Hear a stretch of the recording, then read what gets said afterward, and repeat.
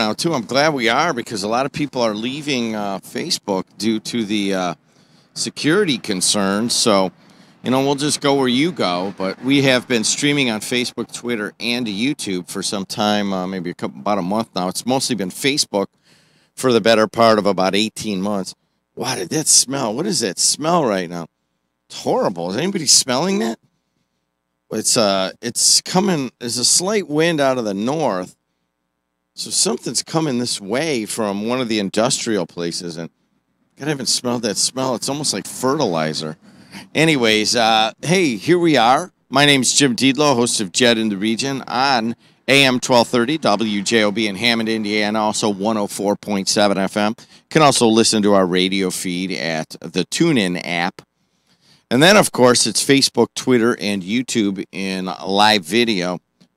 We're the leaders in live streaming video here in Northwest Indiana and the south suburbs of Chicago. And that'll continue today. We have a number of shows coming up our way. I'll do the morning show here until about 7:45. Then Hammond and Mayor Tom McDermott will do his show in video also. And then we'll have some other folks at 8:30. And then we'll have at 9 o'clock, we have the award-winning Veterans Views show. Then we've got a couple shows during the middle of the day.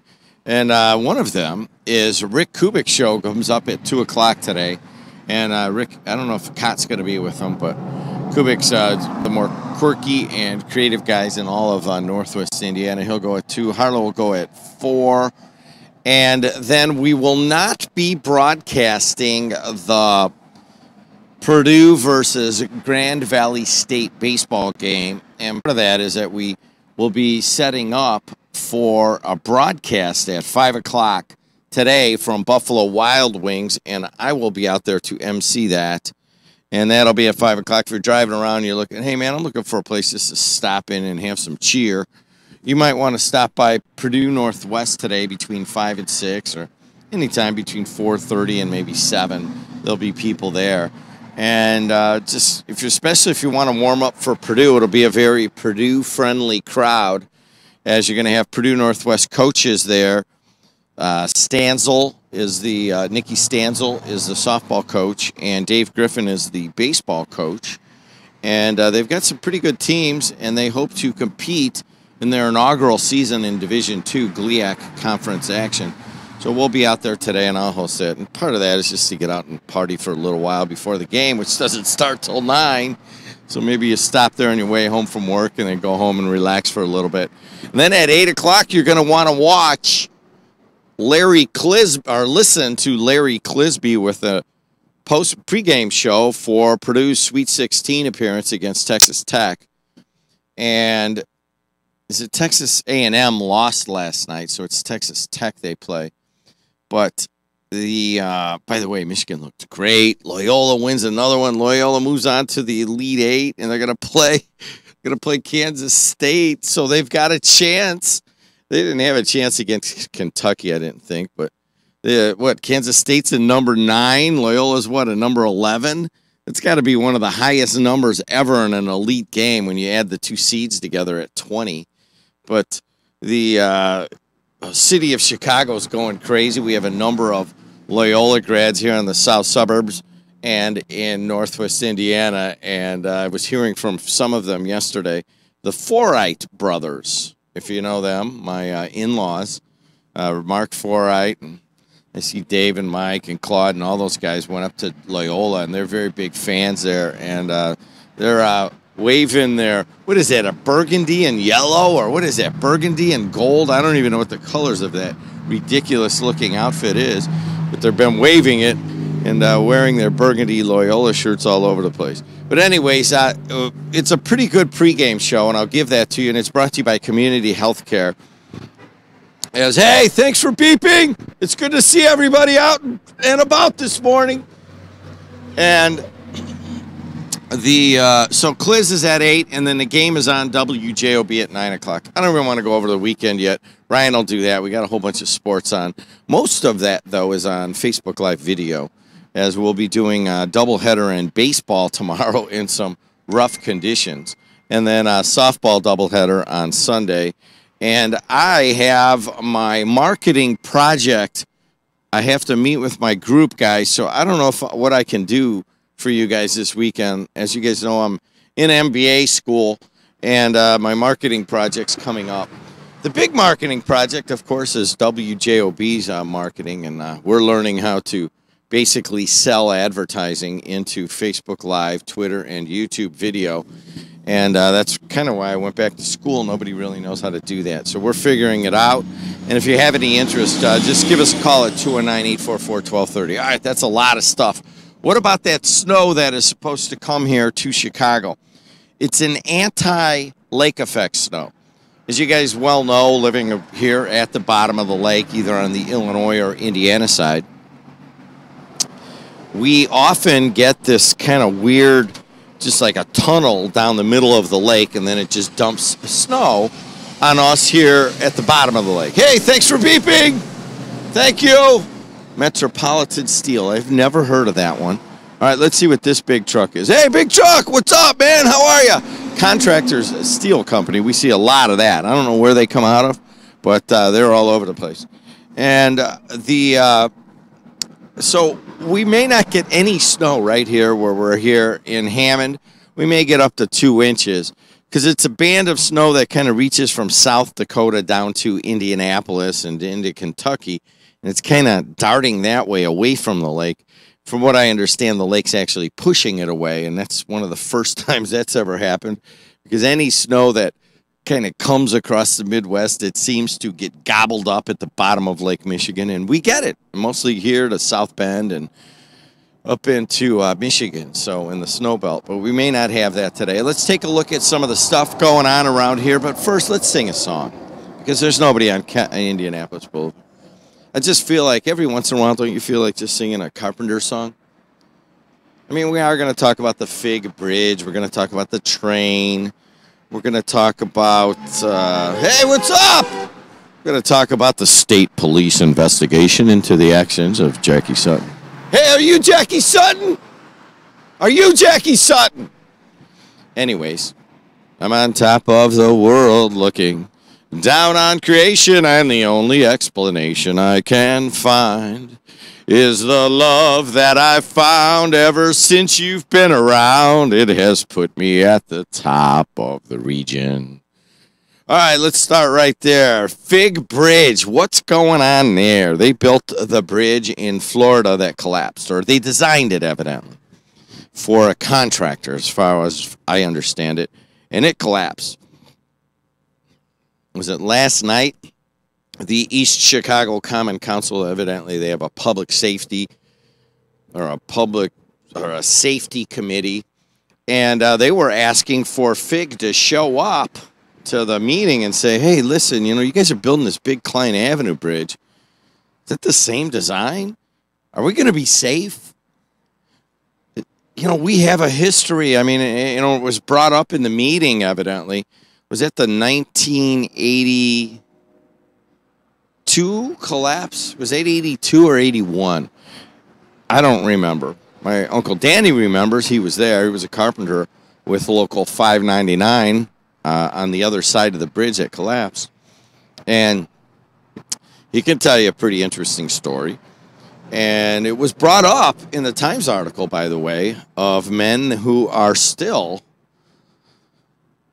I guess, traumatized by the 1982 bridge collapse. There's not a lot of people around anymore that are still working, that are still, you know, a lot of people died off, a lot of old construction workers, superintendents, even just people that remember that. But it was a horrific time around here. I was actually in California, and I played a baseball, believe it or not, Division III baseball, which means the only difference between Division III and 2 and 1 is that you can't hit a curveball, and I really have never been able to do that.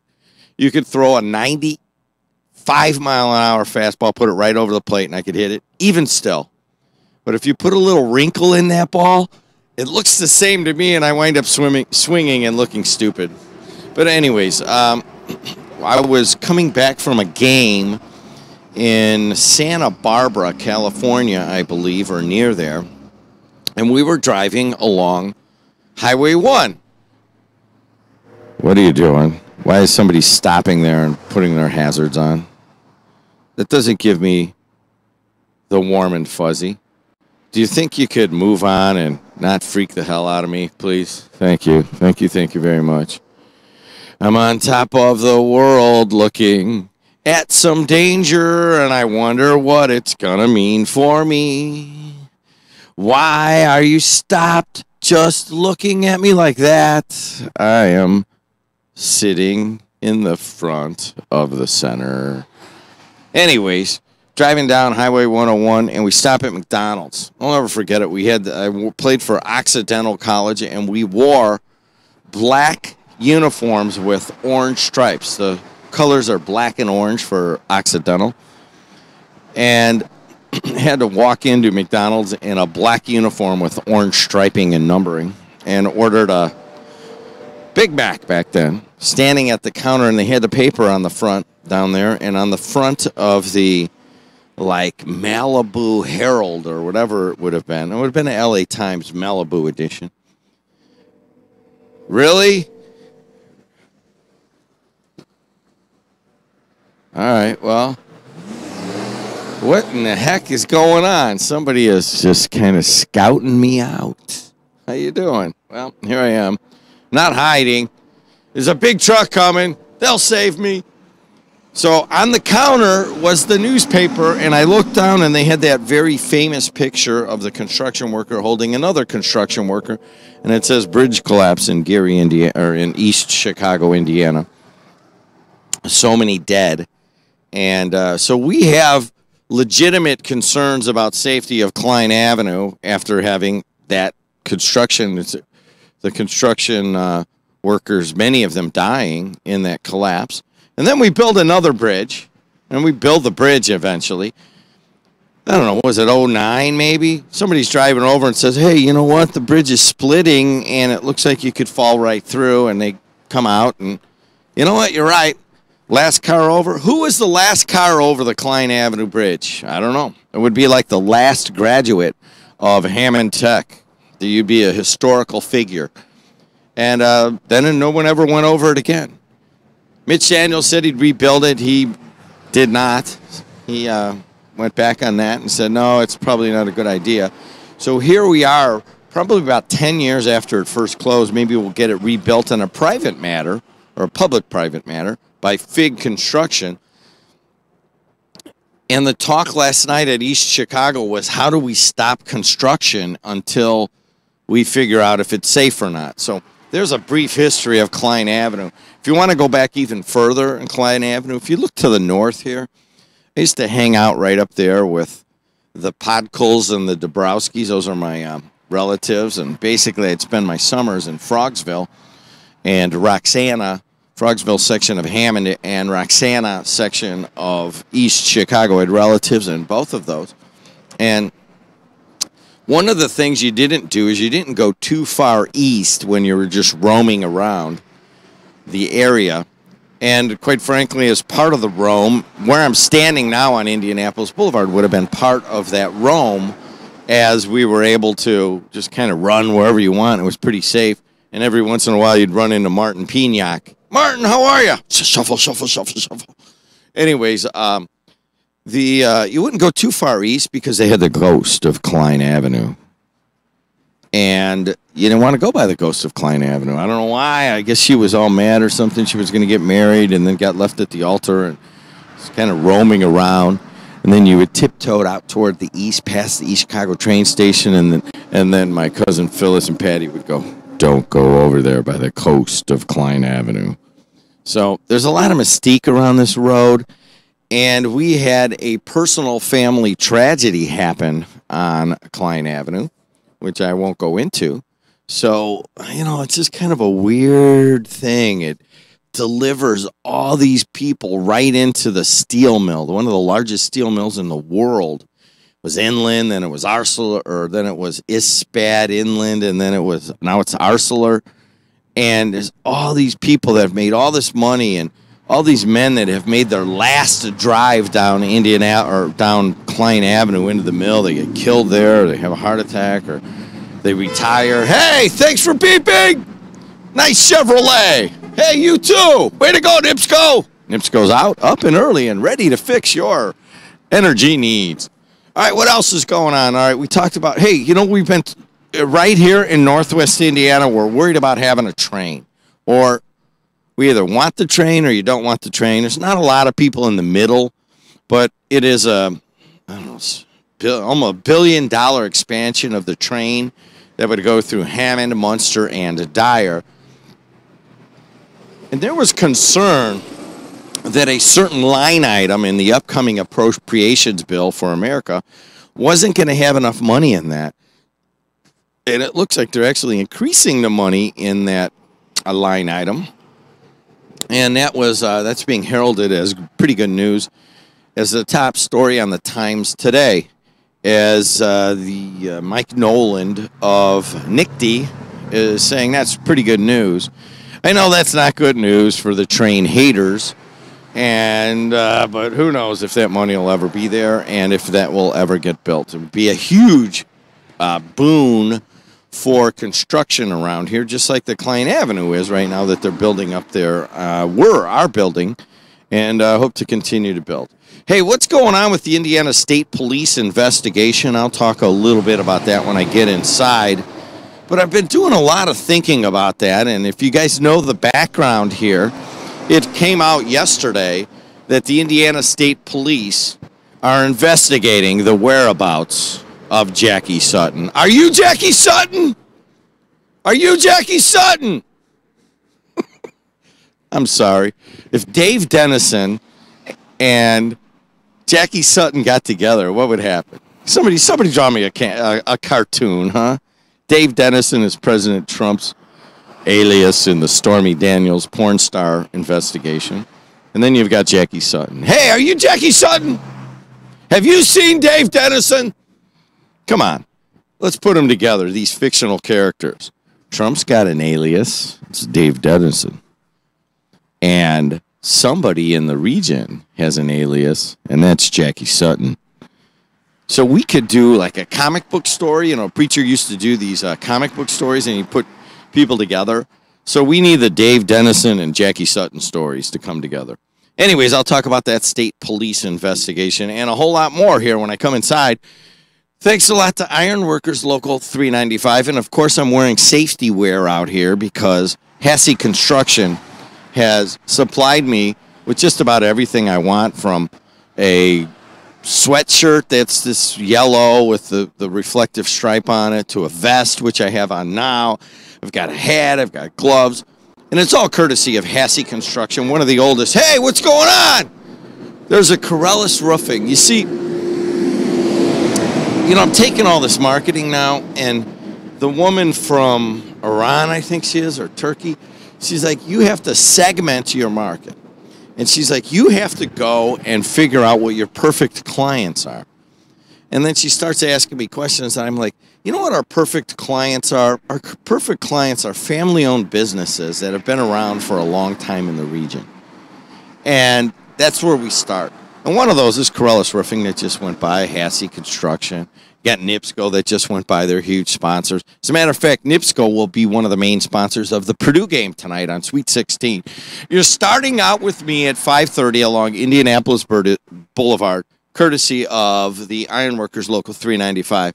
But you are going to wind up the day listening to Larry Clisby about 10:15, 10:20. Will he bring you a victory? Will Purdue be going to the Elite Eight? Or will they be going home because Isaac Haas broke his elbow? The mystery will be solved tonight by about 10:15, 10:30. I'm Jim Deedlow, the voice and face of the region. Click! Rush Radiosurgery deploys revolutionary technology in the fight against prostate cancer in just 5 outpatient treatments. With radiosurgery treatment for prostate cancer, there is no pain, no surgery, and you can go back to your normal activities right after treatment. Prostate cancer does not fight fair, and neither should you. For more information, contact Rush Radiosurgery at 312-942-4600 or visit us at rushradiosurgery.com. No case is typical. Results will vary by patient, and there's no guarantee other patients will experience these results. When you're in the dark, Where do you turn to find a trusted professional who can assure the safety of your home or business electrical system? Certified Electrician is here to help. Looking for a highly skilled electrical contractor for your next construction project? CertifiedElectrician.com is where to find one. We connect you with pre-screened electrical professionals living right here in Northwest Indiana. Experts in residential, commercial, voice data video, and signage. Certified Electrician can fulfill all your electrical needs. Visit CertifiedElectrician.com. What gets you fired up when you think about college? Explore your roar at Purdue University Northwest. With 2 exciting campuses in Hammond and Westville, more than 70 areas of study, and NCAA Division II athletics, Purdue Northwest offers it all at an excellent value. Learn more at pnw.edu and apply today. That's pnw.edu. Join the pride at Purdue Northwest. Men, are you taking Viagra or Cialis for ED? ED should not stand for expensive drugs. If you're taking Viagra, talk with your doctor about Sildenafil. Now you could get the same active ingredient in Viagra in generic 20 milligram tablets for less than $2 each, saving over $30 per dose. Available at Vito's Pharmacy. Call us 219-228-7200 or visit us at vitospharmacy.com. Vito's Pharmacy. You know, I enjoy watching basketball at home, but I think we should go over to Johnny's Tap in Munster for drinks and fun. Yeah, I like going to Johnny's Tap. Speaking of fun, I'd like to introduce you to Mr. and Mrs. Fun. Mr. Who and Mrs. Who? Mr. and Mrs. Fun, but they're at Johnny's Tap. Okay, I'll see you there at the corner of Broadmoor and Calumet Avenue. Yeah, I like going to Johnny's Tap. Johnny's Tap. New ownership, now smoke-free, and still the home of Mr. and Mrs. Fun. A real neighborhood type of place. Carpenters Local 599 joins with other Carpenter locals to build the local economy and has been doing so for over 117 years. We are proud to be a member of the Indiana, Kentucky, Ohio Regional Council of Carpenters, which is threefold: training, professionalism, and partnership. We also offer some of the best benefits in the industry. To find out how to become a member of Carpenters Local 599, contact us at 219-942-0518 or log on to ikorcc.com.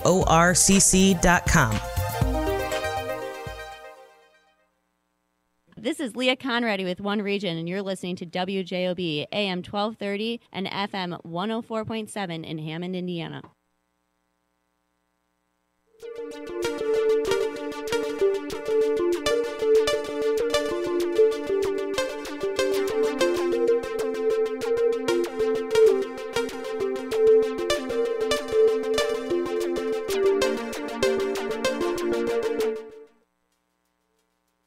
Hanya had of Henya Varashkin, Henya had of Hana Hanyeshke.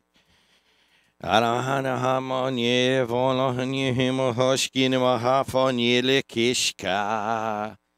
You ever go over to the monastery? Why is there water over here? And you go to the monastery on Ridge Road in Munster. And I used to live right over there. And we'd go in there, and these guys would be chanting in the basement. And they didn't even mind that we would just be kind of like moving around and just watching them chant. They never got shooed out of there. And but it would sound very much like this. I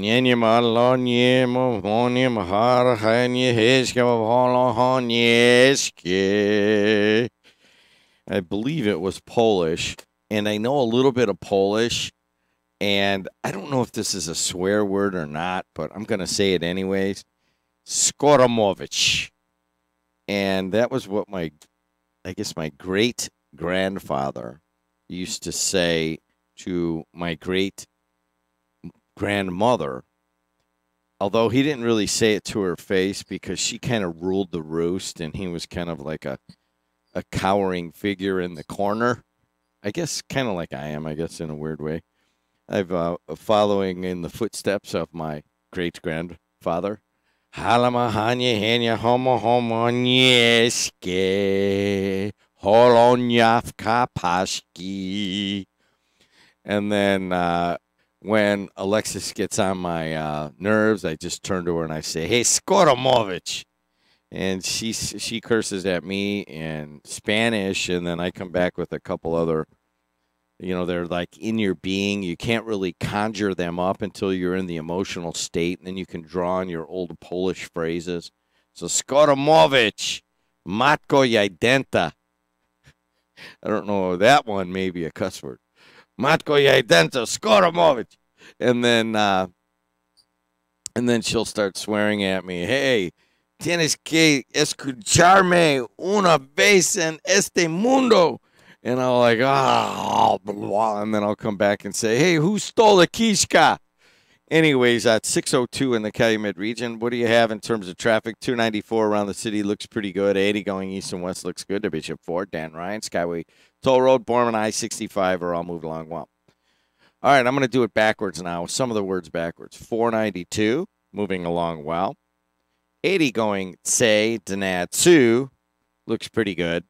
The Pasib Drop and the Nad Nair look pretty good. Anyways, I don't want to do that. My daughter shows me this picture of people were saying words to a guy, and he was repeating them back to them backwards.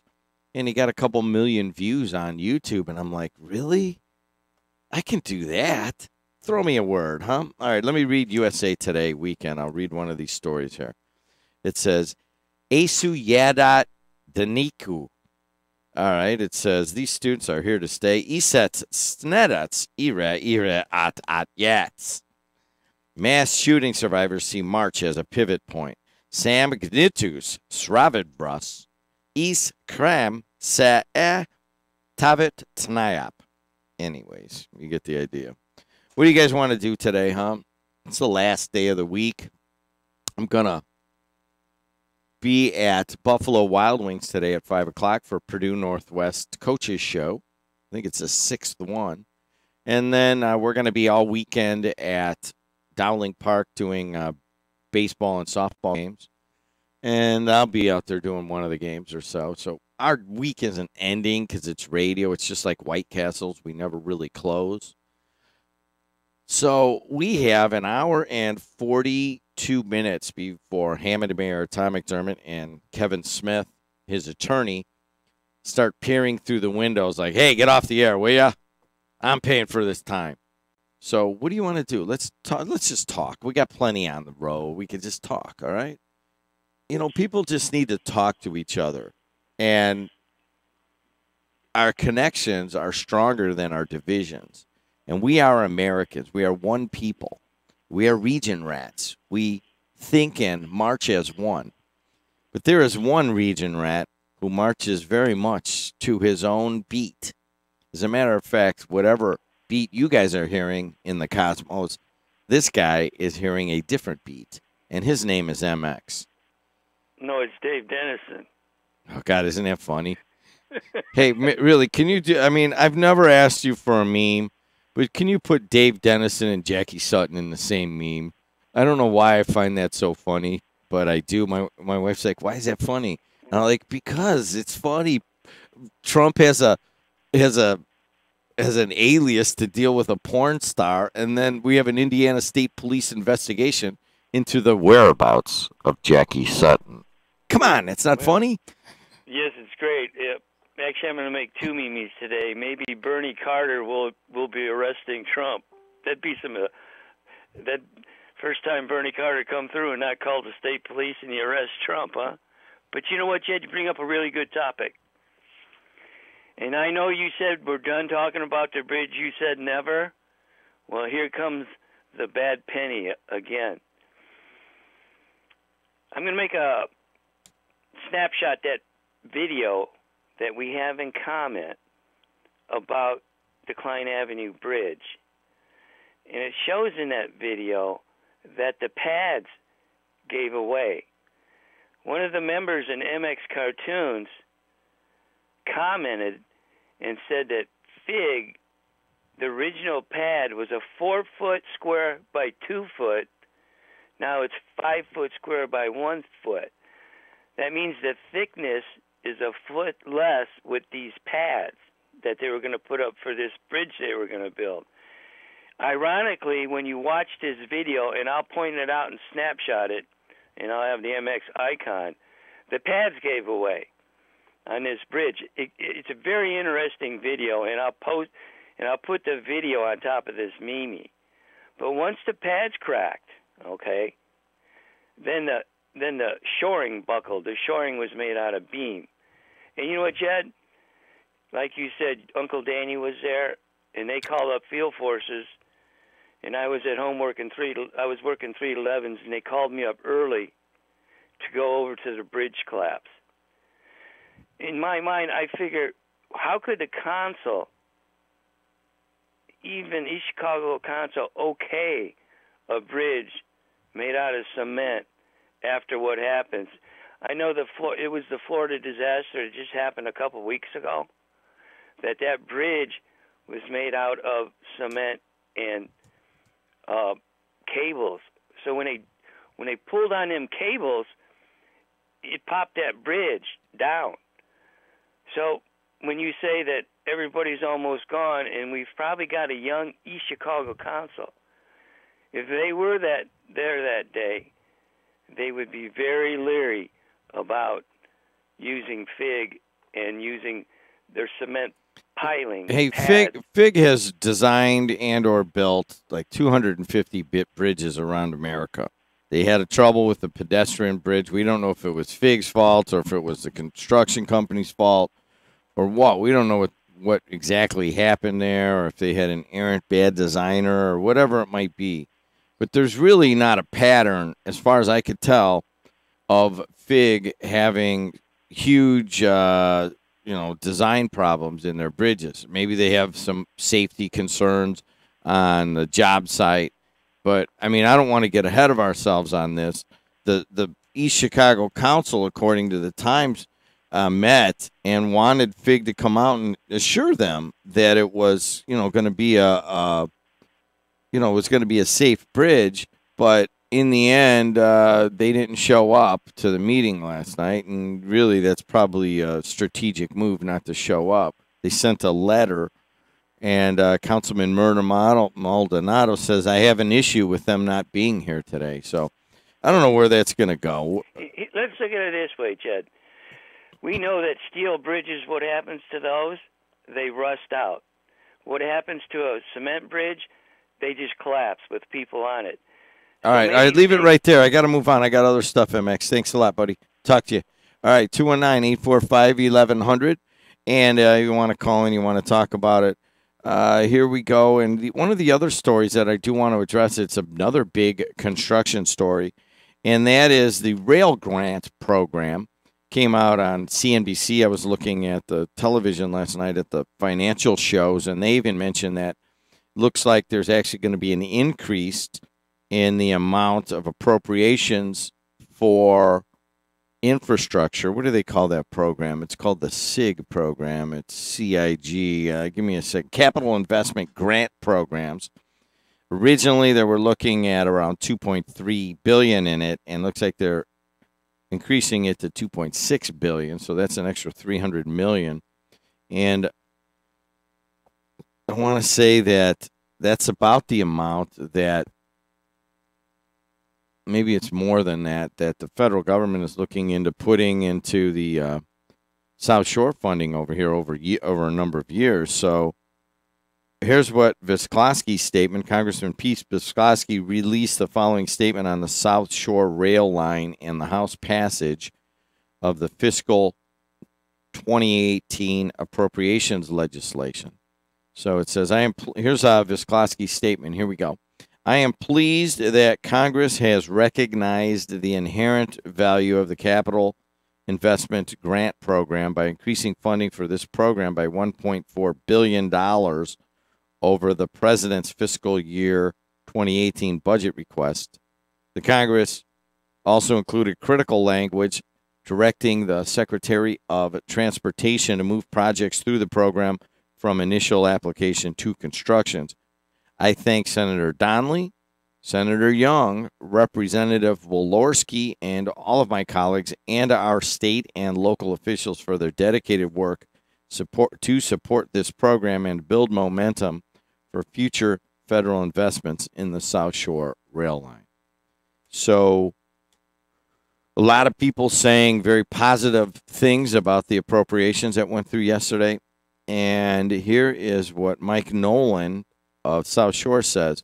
He says, seeing Congress continue to support the SIG program is extremely important, starting off with the fact that the FAST Act authorizes $2.3 billion, and this calls for $2.6 billion. That's a good thing. So more money than was expected going into these capital improvement projects on a federal basis, and that is good news for South Shore funding. Another development project, and I wonder if McDermott's going to talk about this when he comes on at 7:45 today. You guys know the old state line generating plant? That was quite the place. I went in there as a sophomore in high school, as my dad's construction company was doing some work there, and he bought an ad in the local paper. Was it Calumet Press? It must have been. No, it was the high school yearbook. And so I had to go out there and walk the catwalk up there and put on a construction hat and then take a picture. And I just remember thinking, wow, this is like the craziest place ever.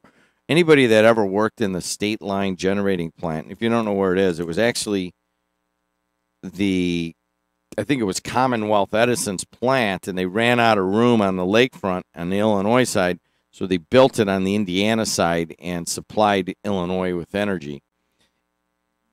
It had all these catwalks inside, and you could just kind of walk up and around and look down, and I was in just incredible amazement at the structure. It was an old structure even then in the late 70s.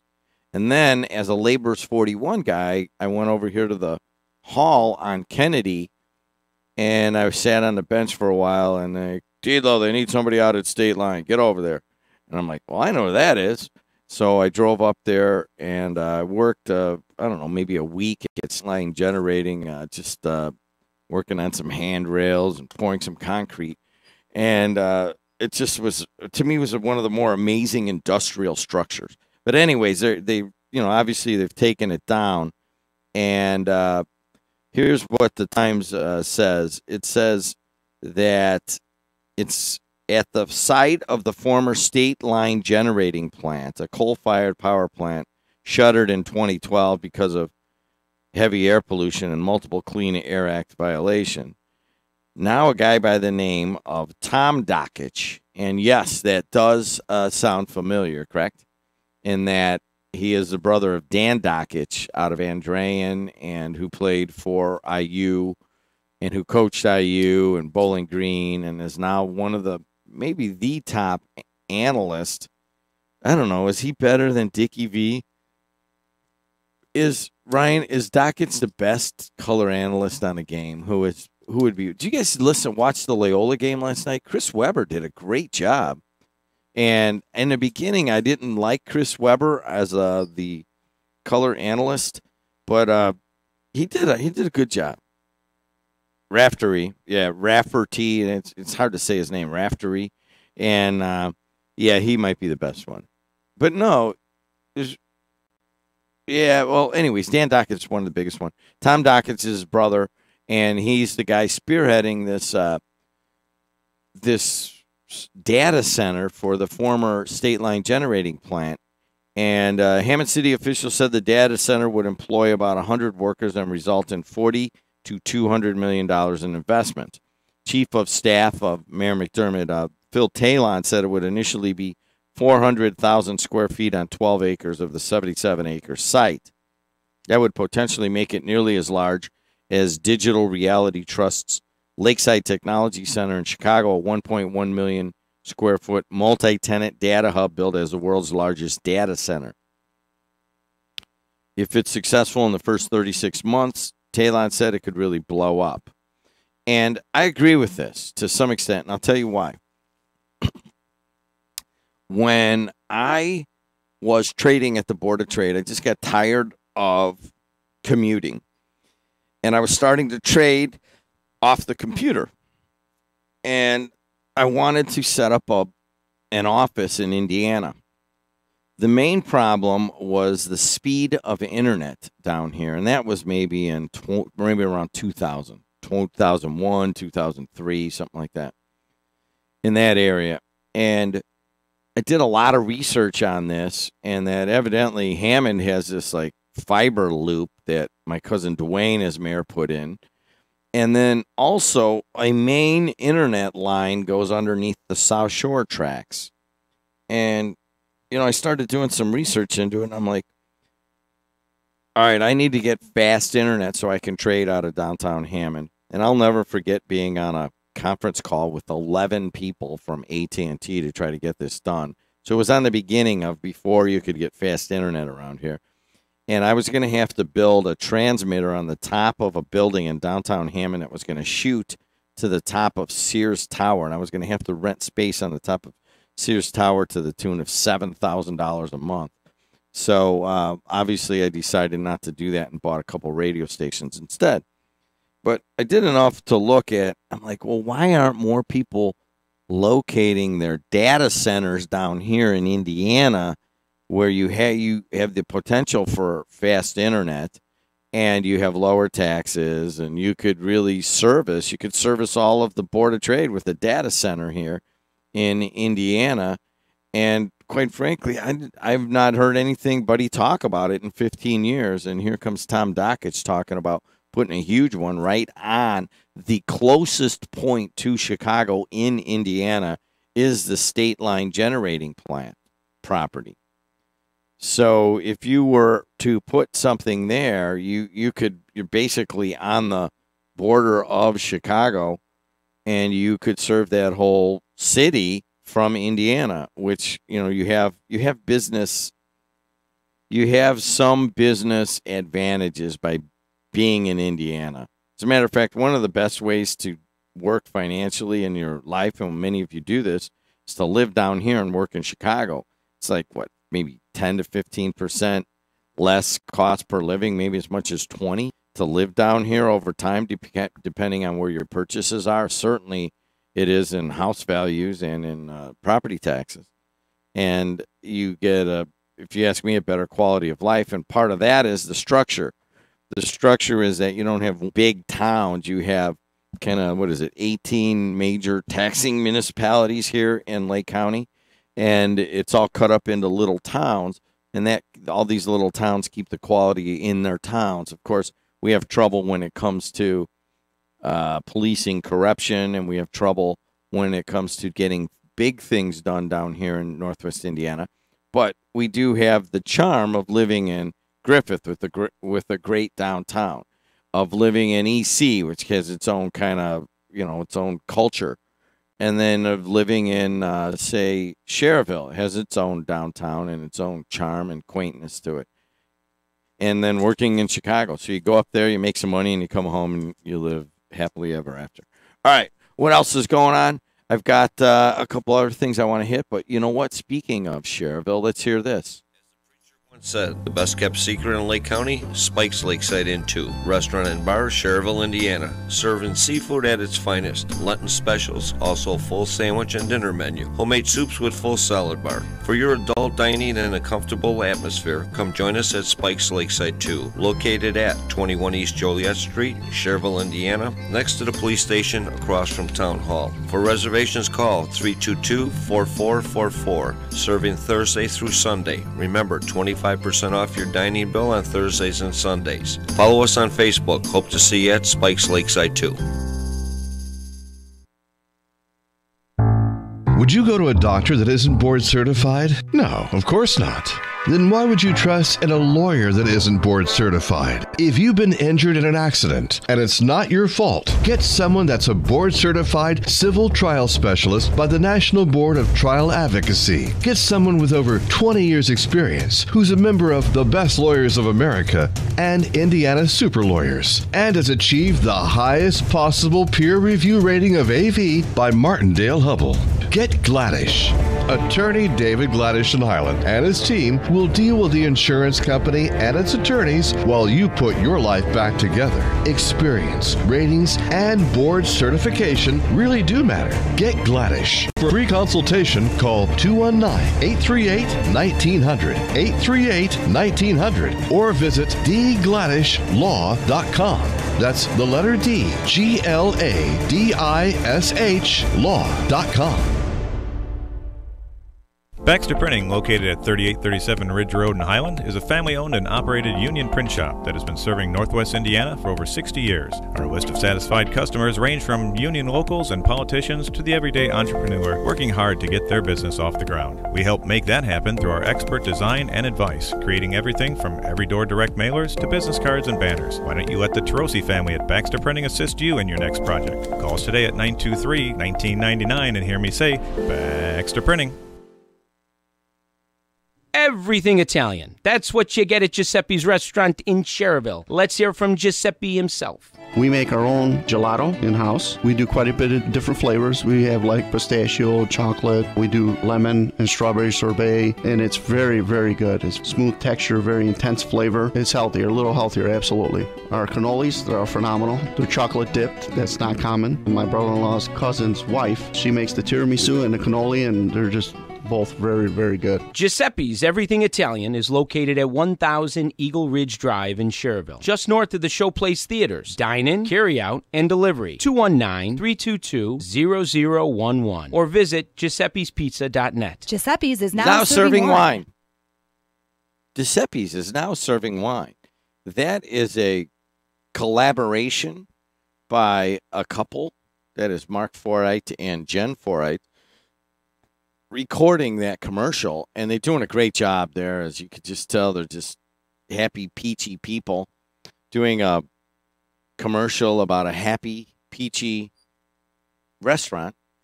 And we went there yesterday, Ryan Walsh, Debbie Wargo, Jen Forite, Jen Diedlow Forite, and we had some lunch together.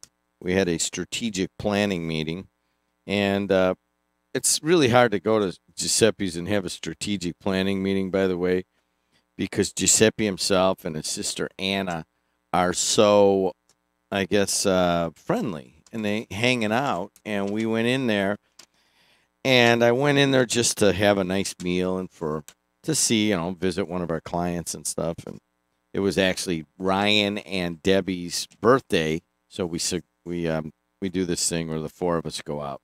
The leadership council here. And am I on the camera now or what? No, I'm not. It's right there. I see it on him. Can you think you could switch it around here? I'm not done talking, okay? Anyways, we go to Giuseppe's, and it was a great time. But, I just happened to ask Anna, and I'm like, here's what I heard about you guys. I heard that Giuseppe's is now serving wine. And she goes, oh, you want some wine?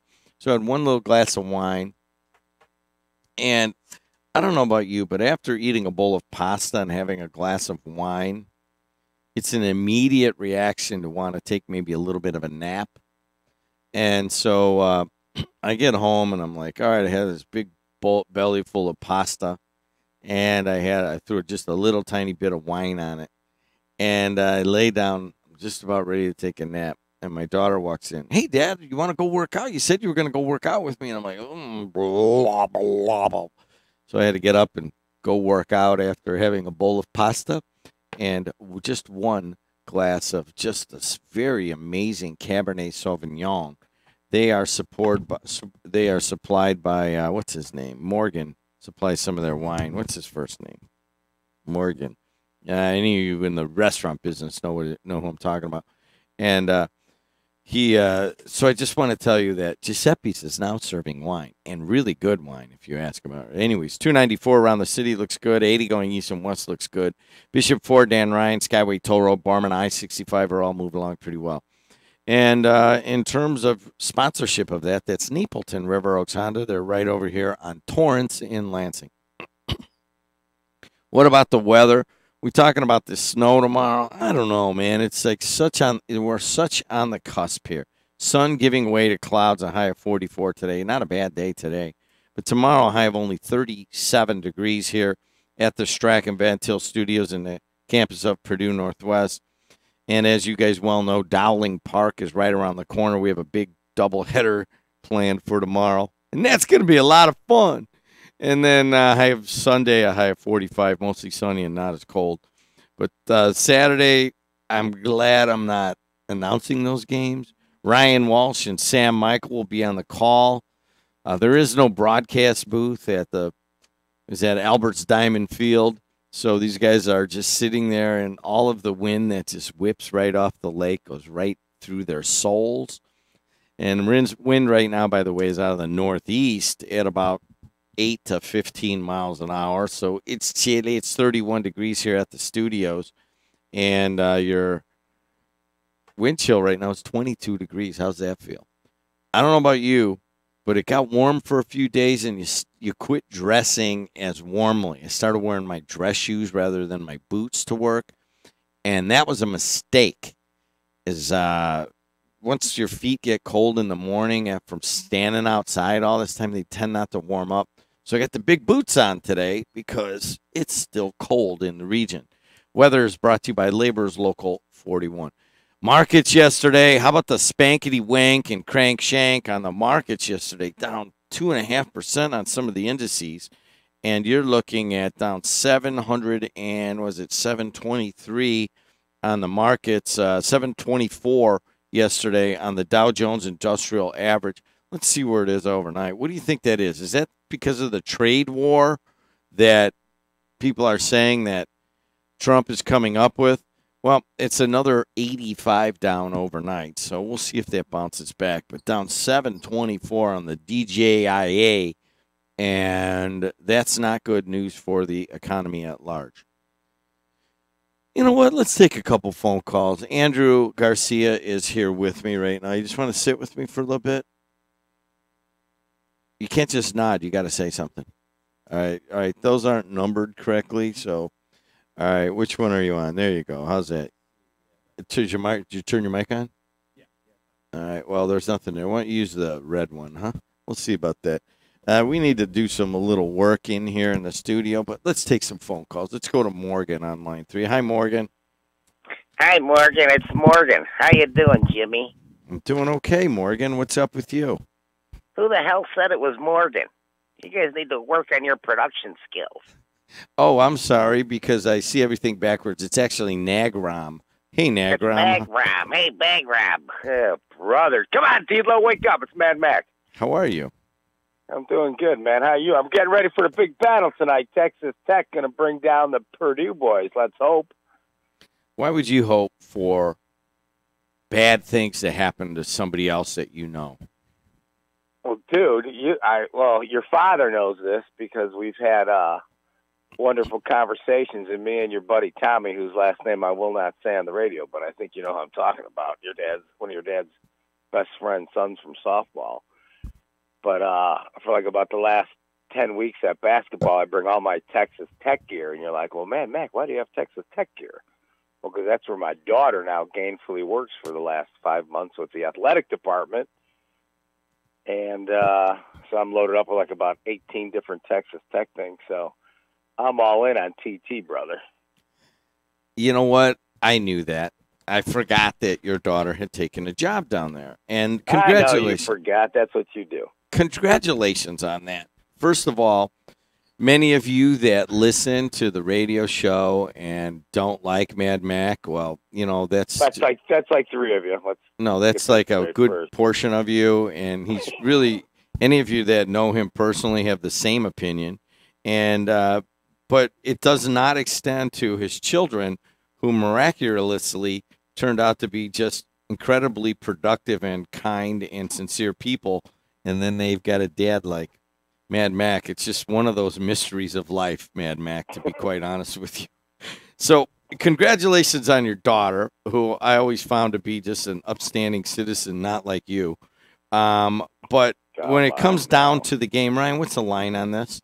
Can you look it up? 1.5, I think. Yeah, I saw it was 1 earlier in the week.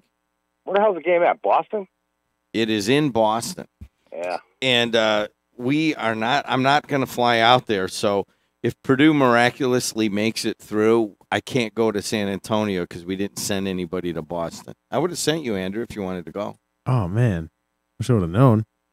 I mean, Let me ask you a question on the air. If I knew two people in Boston who could go, would you want me to send them so you can still go to the championship if Purdue makes it? No, we missed the deadline.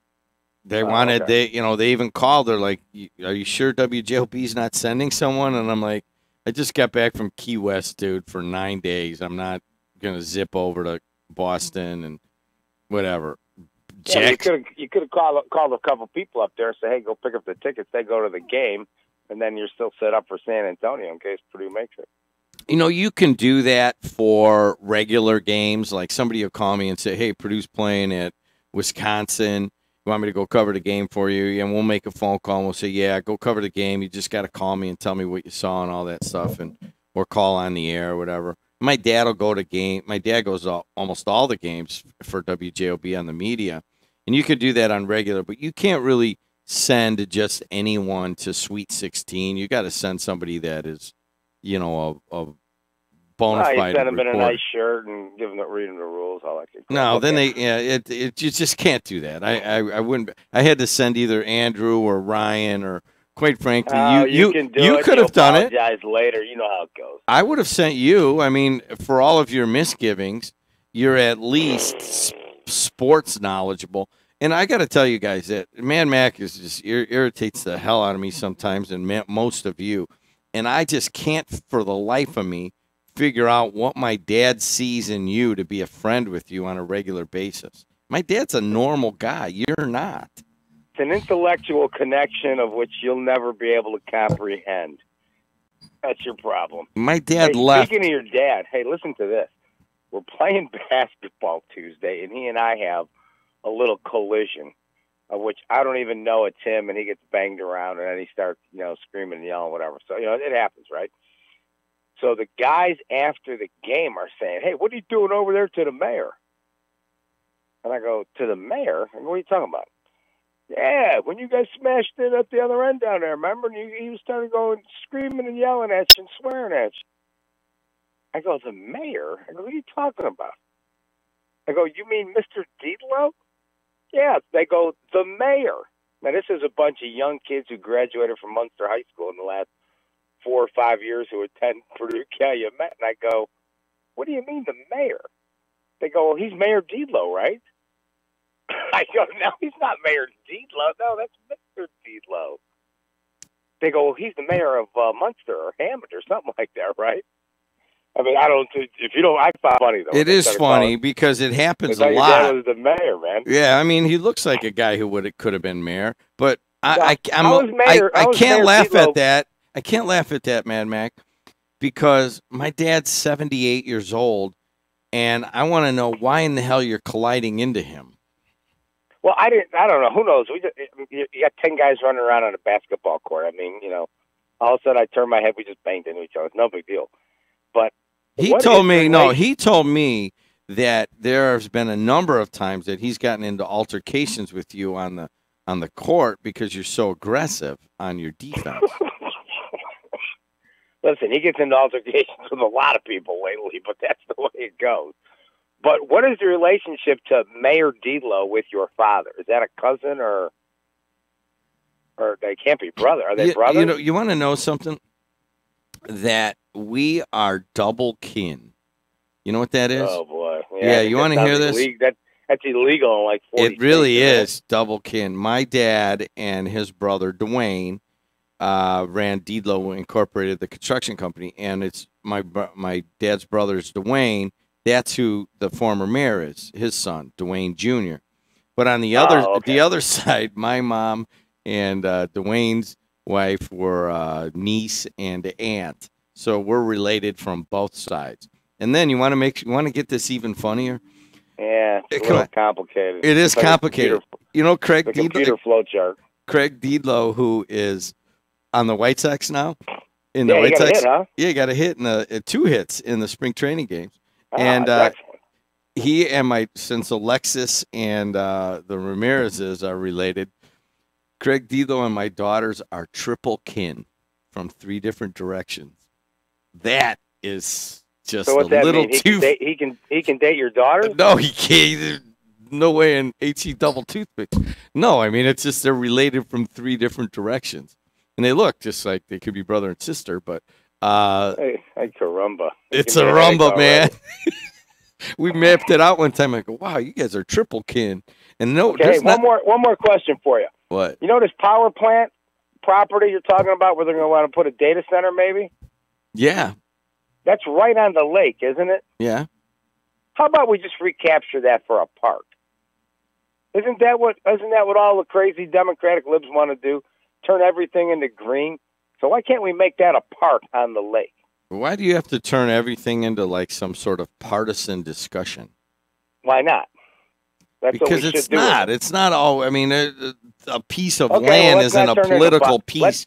Let's turn lakefront property back to lakefront regular property that the citizens who get ripped off by all the politicians here can use. All right, let's go talk that about route. this. All right, let's talk about you get this huge piece of land right on Lake Michigan, right next to a marina. It's really a beautiful. You've been on the Skyway when you used to look over that state line generating plant. It was a beautiful view. I mean, Yeah. if you don't mind a little industry in the background, why is it that we're taking some of the most valuable land in Indiana and turning it into a data center? My guess, Got me, man. My guess is this: is that land is probably not sparkly clean, and is it would be great for like some sort of a apartments or condos. I mean, you could put a real nice development on there. But that'll work out well, like they did in East Chicago when they got rid of the lead place and put that housing on there. Yeah, that's a good move. That's my guess. Is that my guess, and we'll find out from McDermott today, is just having worked there and having been in the state line generating plant and seeing all the chemicals that are used there and stuff. I got to believe that it's not that clean of land, so they may not be able to put residential on there. Just knock it down, scrape off 3 feet, put dirt there, plant some grass, seed, and trees. You got a park. Everybody's good. All right, talk to you. Hey, leave my dad alone. Let's go to Dave from Gary. Dave, how are you? It'd be better. 16 minutes from I-65 to 394 on westbound 8094. It's wide open. You know what? You sent me a text yesterday.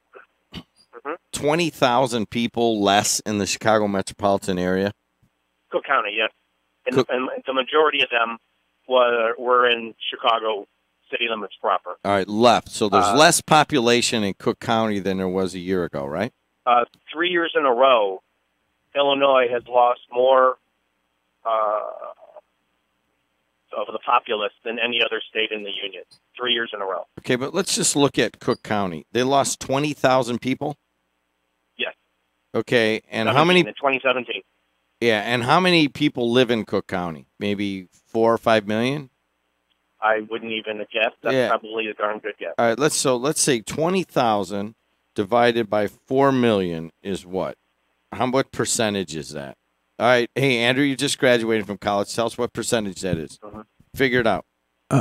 Haven't graduated just yet, though. If I had an autonomous vehicle, I could probably grab my cell phone and figure that out. But I don't. 20,000 divided by 4 million is Are you eating something? No, I'm not eating something. Okay. 0.005. So does that mean that that's 1/2 of 1%? Yeah, that's right. 1/2 of 1%, correct? Yeah. I sent that to you because my concern was they were within the city of Chicago, which Chicago is not quite to the severity of Atlanta, but it's very transient.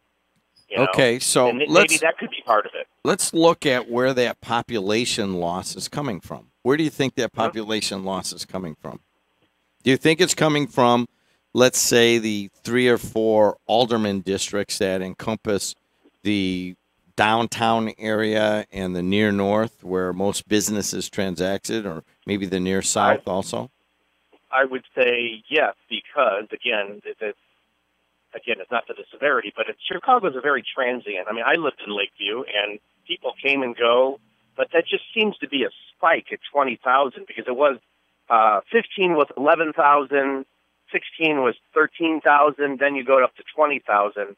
It's you made a living on trends, and it's a trend, and it's going up. Well, where do you think, like, Gary lost all of its population? It was 150, now it's 75. They lost half their How about 1981 and 1982? Yeah, so when they had with the big layoff. So parts of Gary look a lot like, say, the southwest side, near south, and the near west side of Chicago, where there is extreme poverty, and there's a lot of abandoned houses. And if you drive around, go from Midway and you drive, basically take side roads to go downtown, you'll see just an incredible amount of abandoned homes. So I guess could probably guess that per capita, Gary probably has a little more abandoned homes than Chicago. Yeah, if you per figure it out capita. per capita. Yeah, but so my guess is that in a lot of the poverty-stricken areas, that's where you're losing the population.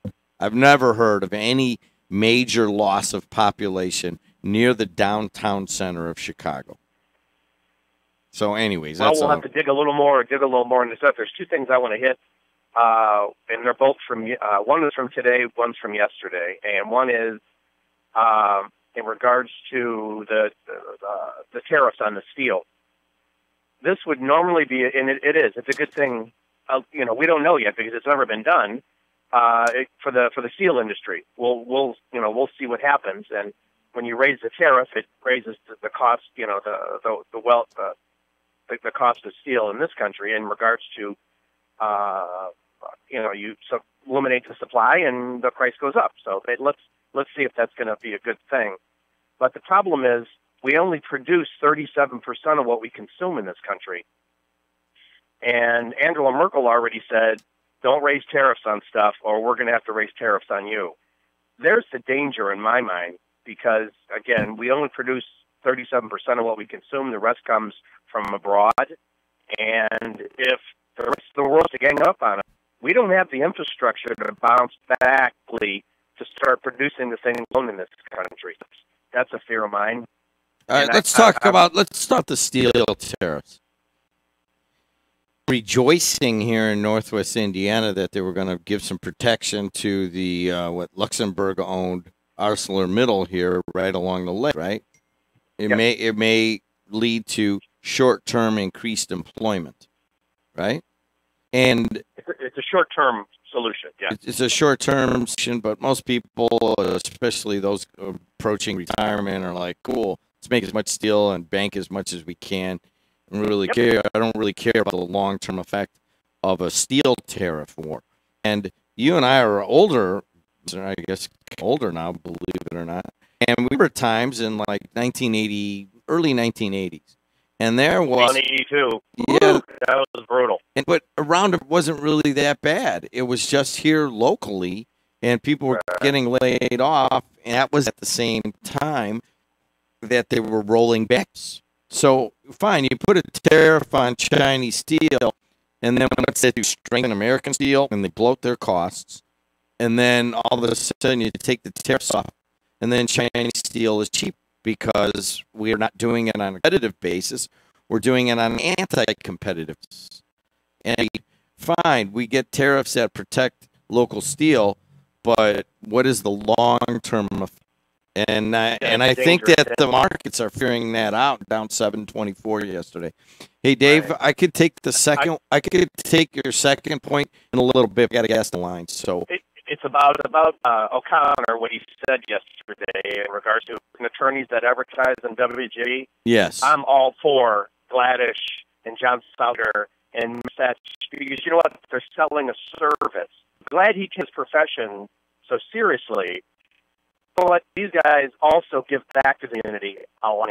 All three of them guys. And I'm sorry I'm missing Arlington Foley and the other one. Arlington Foley and the Tauber Group. I think we've got 6 attorneys now advertising. No problem with these guys. They're selling their service more than anything else, and they're all good guys. So, and I know them all personally. All right, man. Thanks a lot. We've got a guy called Clayton Harris. We have him in 30 seconds. Be set.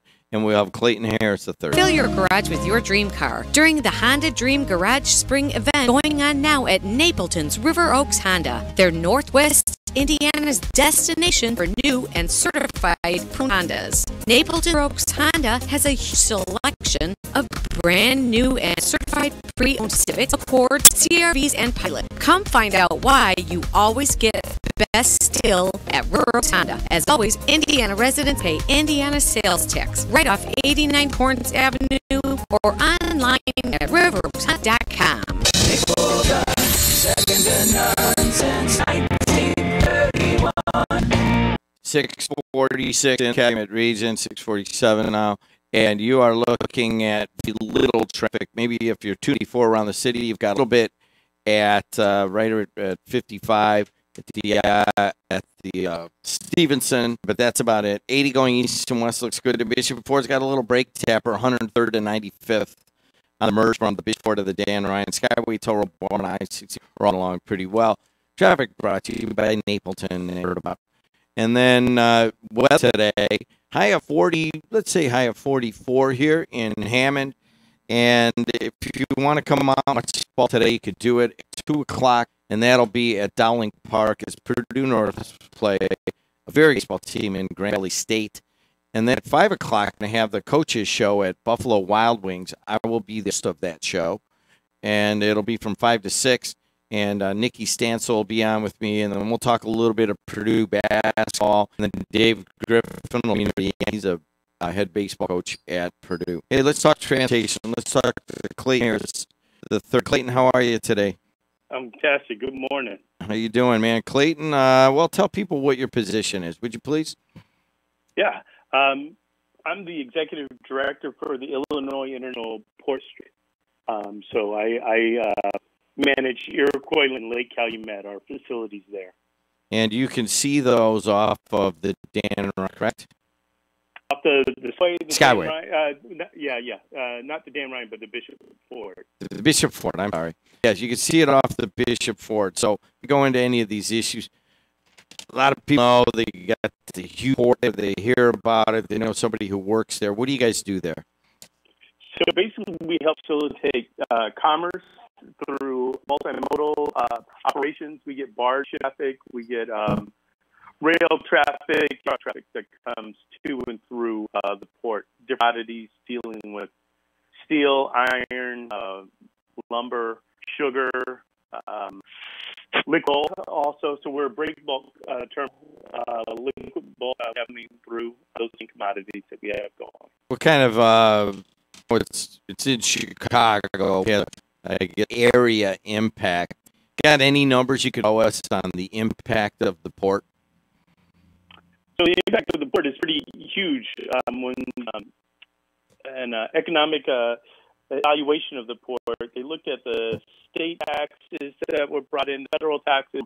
We're looking at a couple $100 million in state taxes, and ultimately, how you qualify and claim $1 million or so in federal taxes ultimately, and that's dealing with local jobs that are fit by the economy that comes to and through the port. So it's pretty good, and upwards of affected individuals, probably on the port in itself, tops about 1,500 people employed at a top number, depending on the season, and then associated jobs you get into 20 or 30,000 associated with industries that touch the port. Let's talk. Obviously, Northwest Indiana has a ton of crisscrossing rail lines, and some of those wind up going right to your port. Some of the goods that come those. So tell us what about the interface between and the port, and any of the regulatory issues that may face there. So, multimodal port, we rely on each mode of transportation. We're talking about rail, you're talking about efficient transfer of goods. We're trying to minimize the impact on the society, right? When people start talking about traffic, we start talking about interchange, congestion, and things caused by that. A lot of the lines coming out of Northwest Indiana into the area, we're probably talking or looking at the short lines that come in. So we deal with Chicago, South Shore, and South Bend. They come to direct help facilitate the other Class 1 railroads. So Class 1 railroads are the big boys, the NS, the CSX, CN, all those guys. And the short lines are the smaller ones. We deal with the first one and the last mile of moved goods. So we were in D.C. A couple of weeks ago just talking about the economic impact that rails have and how important rail movement is to our economy. I began to do a big discussion on the regulatory. Also, got a lot of highways that send stuff. And obviously, you just go over the sky, you can see it pretty good, and you can see it from the Bishop Ford. It's a big operation. You know, a lot of people moving here and there, and you've got, you know, loading abilities and so forth. But a lot of that is fed by the highway system, and you have trucks that need to go in there, and they need to be carrying big, heavy stuff. So I know that I saw recently there's discussion on changing or at least looking at federal truck size limits and that kind of stuff. Where are you guys on this? So it depends. I understand the argument, the discussion on heavier trucks and their effect on the road and what the truckers pay, you know, as far as the maintenance and the upkeep versus putting more commodities on rail and what the rail pays. I certainly think that headquarters are worth discussing, and I certainly think that looking at how the movement of goods is monetized is a smart discussion. You know, what you want to do is obviously spread out as much of the cost as possible. You want to be careful on the ultimate cost on the year. You know, you don't want to up people's the cost. You know, you were just talking tariffs in your last segment and how that's going to affect the cost of goods. So you want to make sure you're careful about it. You just want to try to utilize the most efficient manner of transporting commodity. The part is the more hands that touch a good before it gets to where it's going, and increase the cost. So you're trying to figure out the cheapest way. I mean, the cheapest way to move a commodity is going to be air. Second, it's going to be on the rail, and third, it's going to be in the truck. Talking to Clayton Harris, the executive director of the district over here, and right on the southeast side of Chicago. And I asked him to just call in because he just heard from Railroad Day on Capitol Hill in Washington, D.C., and attended the Railway Age Rail Freight Business Development Conference. What was all that stuff like? It's D.C., so it is what it is, but it's necessary. We had the opportunity to meet with a lot of members and a lot of staff to kind of, you know, let them know the big three about, you know, the short line tax credit. So those are smaller railroads, the Class 2s, the Class 3s. Like I said, we got CS, and there are other ones that are around the area. And then kind of educating the members and staff on the class railroads and the fact that, you know, they're more of a union system, and then kind of what an investment the public benefits created by in the rail. So it was more of a national tour. I think it was very necessary. We have a lot of legislators that are engaged and want to make sure that they're doing right for the constituents, and that's how reassuring me. Reassuring, make sure, and as soon as we hear that, we got to start talking about environmental issues.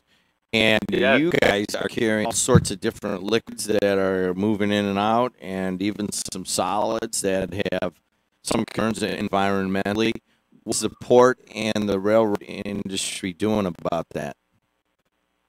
So safety is number one. I mean, everyone says it, but the truth. You know, we look at how commodities are moved, when, and where, and everything is regulated through systems. So if it's on rail, you know, the rail industry absolutely regulates everything that's going on, how it's moved, when it's moved, and where.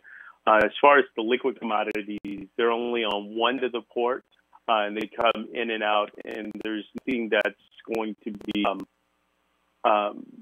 there's nothing that anyone should worry about, I guess, as far as spill or derailment or anything going on with that. As far as the truck that's coming in, the materials that are being used are really more steel coming into at least the Port District. Sugar, so those aren't things that people need to be concerned about if there was or if there were to be an accident.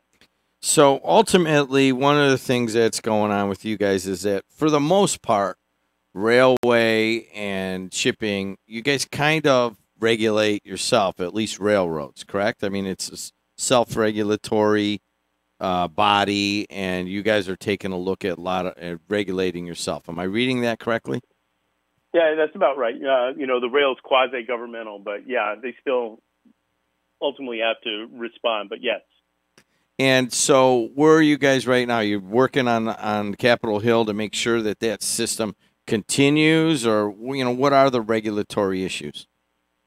So on that aspect of it, I was not dealing too much on their safety aspect as opposed to the funding aspect with it. To the extent that I can talk on it intelligently, I would say that I believe that the rail industry feels like the way that it's going as far as regulation is probably the better mode for them, and that they're just looking at maintaining or at least garnering the investments. And they speak to the environmental aspect where they save fuel, that they remove trucks off the roads in different aspects to that level. I guess what I'm talking about is not necessarily the environmental, but the regulatory. I know that I think the buzzword in rail is we want a balanced regulatory system, and basically what in general, get out of the environmental area, is that rail wants to continue to, for the most part, regulate itself versus having an abundance of federal regulations that would come in and kind of take over the system. Am I reading that correctly? That I wouldn't be able to answer. Okay. I'm sorry about that. That's all right. It's just a personal thing that I look at regulation of radio, and I was just trying to correlate. So anything else going on at the port you want to tell people about? The biggest thing is we're coming back. There's big resurgence at the port. We're trying to get as much new infrastructure moving so that the port's back to where it was at one point in time, bustling and truly an economic driver with jobs. Where was it? When was the biggest bustling time of the port? You were talking in your previous segment in the early 80s, and I would say, when the steel industry was still rocking throughout Chicago and Northwest Indiana. I know the majority of that now has moved over to Northwest Indiana, when there was a lot of steel being produced and moved to and through the city of Chicago, when there was a lot of grain still coming up to and through before, like, the embargo back in the 80s or whatnot. So, we kind of hit a perfect storm. I'm sorry about that if you can hear those kids yelling. No, that's okay. You got we're about done anyway, so you could go put the kids off to school. How's that sound? So we're talking we appreciate you calling in. I just kind of wanted to get an idea of what was going on up there, and we see it all the time, and keep in touch with us of any developments that go at the Illinois International Port District. So let us know, okay? Thanks, Jim. I appreciate the opportunity. We're right down the street, so I'll talk to you soon. All right, there you go. There it is. That's Clayton Harris III. And you know what? It's not Indiana, but if you look at the two business stories that we're talking about today. We're talking about the State Line energy plant, and that was actually put there on the Lake Michigan to supply energy to Illinois. So you get this back and forth, right? And then you have the Illinois International Port. Most of the stuff that comes out of that port comes through Indiana, like on as he was talking about. Most of the land-based stuff that comes through that port comes through Indiana, and it's our many railroads here that mostly supply it.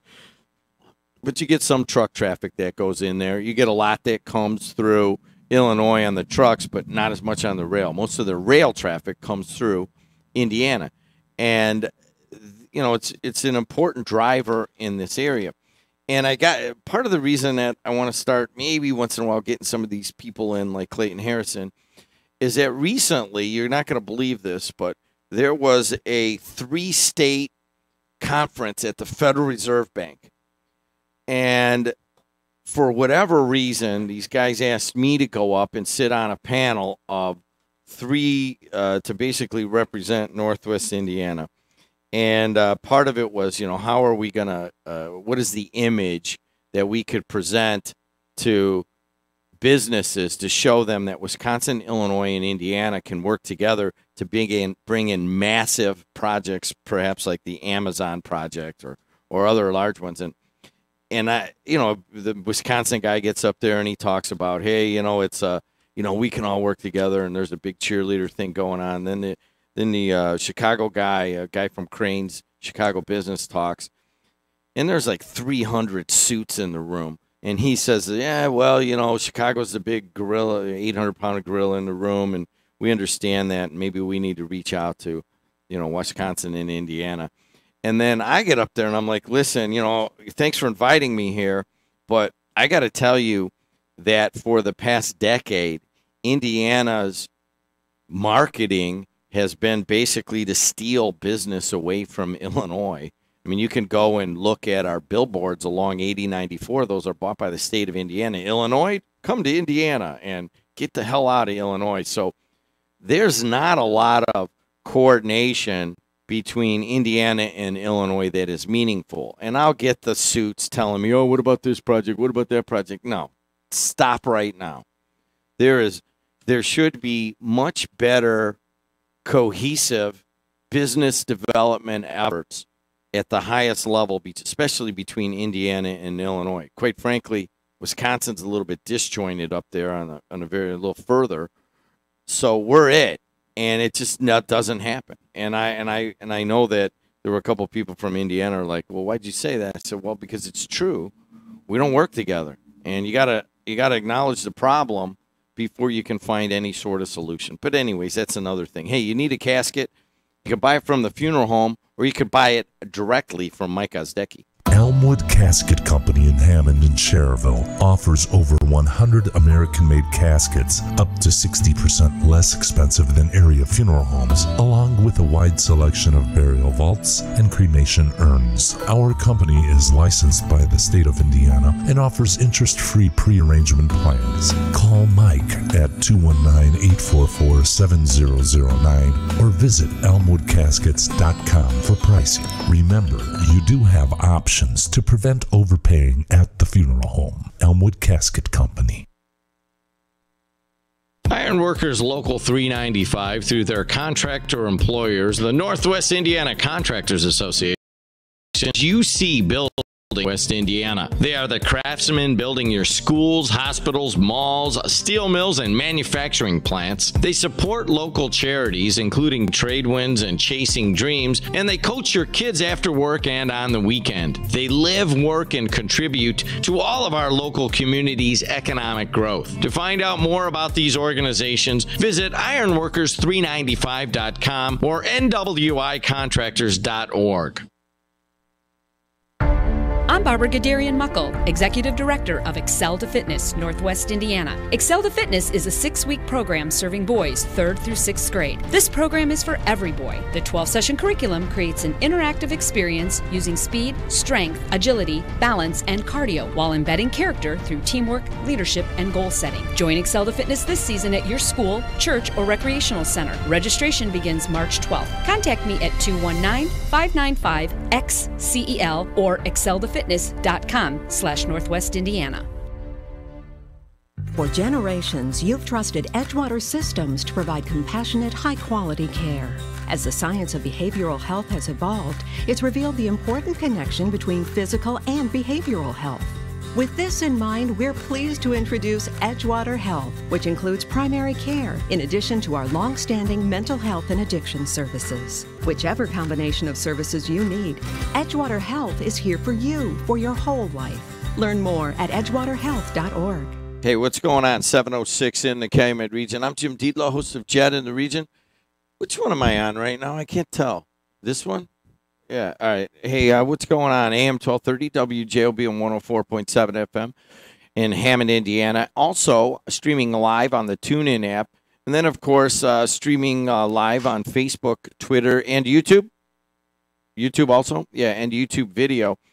And we can see that some of you are switching over to Twitter from Facebook. And I don't know if that has anything to do with the data breach or whatever, but, one of the things about streaming video is that we get pretty good data on what is working and what is not. I was extremely surprised that we had such huge numbers on women's softball this week that I announced the game between Saginaw Valley State and Purdue Northwest over here. But I got to tell you, man, it's good video, man. It's cool games. And if you want to see good college baseball, here's the thing. In basketball, I'm telling you guys, there's a difference between Division II and Division I basketball. When you come out and watch Purdue, and both the men and women got creamed this year in men's and women's basketball, and it was hard to watch at times, and I get it, but both the programs are going to be better next year, and they'll be more competitive. But right now, Nikki Stanzel over here at Purdue Northwest, and she's the softball coach, and Dave Griffin are both very competitive, and they'll be able to play with these top teams in the GLIAC.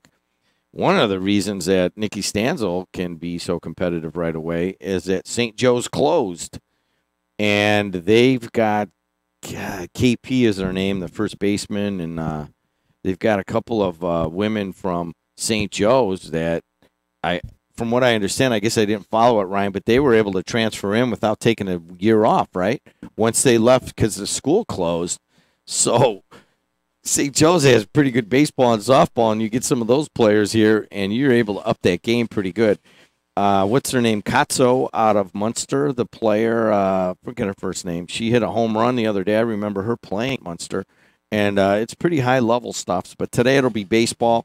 Tomorrow it'll be baseball, and then Sunday it's a doubleheader with Ferris State. I can't remember who's coming in for softball. But they'll have a doubleheader out there. It's supposed to be a nice stay. I may be out there and announce one of the games. All right, guys, let's take a look at what's going on in traffic. 294 around the city looks pretty good. 294 looks good. 80 going east and west looks good. Bishop Ford, Dan Ryan, Skyway Toll Road, Borman I-65. We're all moving along pretty well. And traffic brought to you by Napleton River Oaks Honda.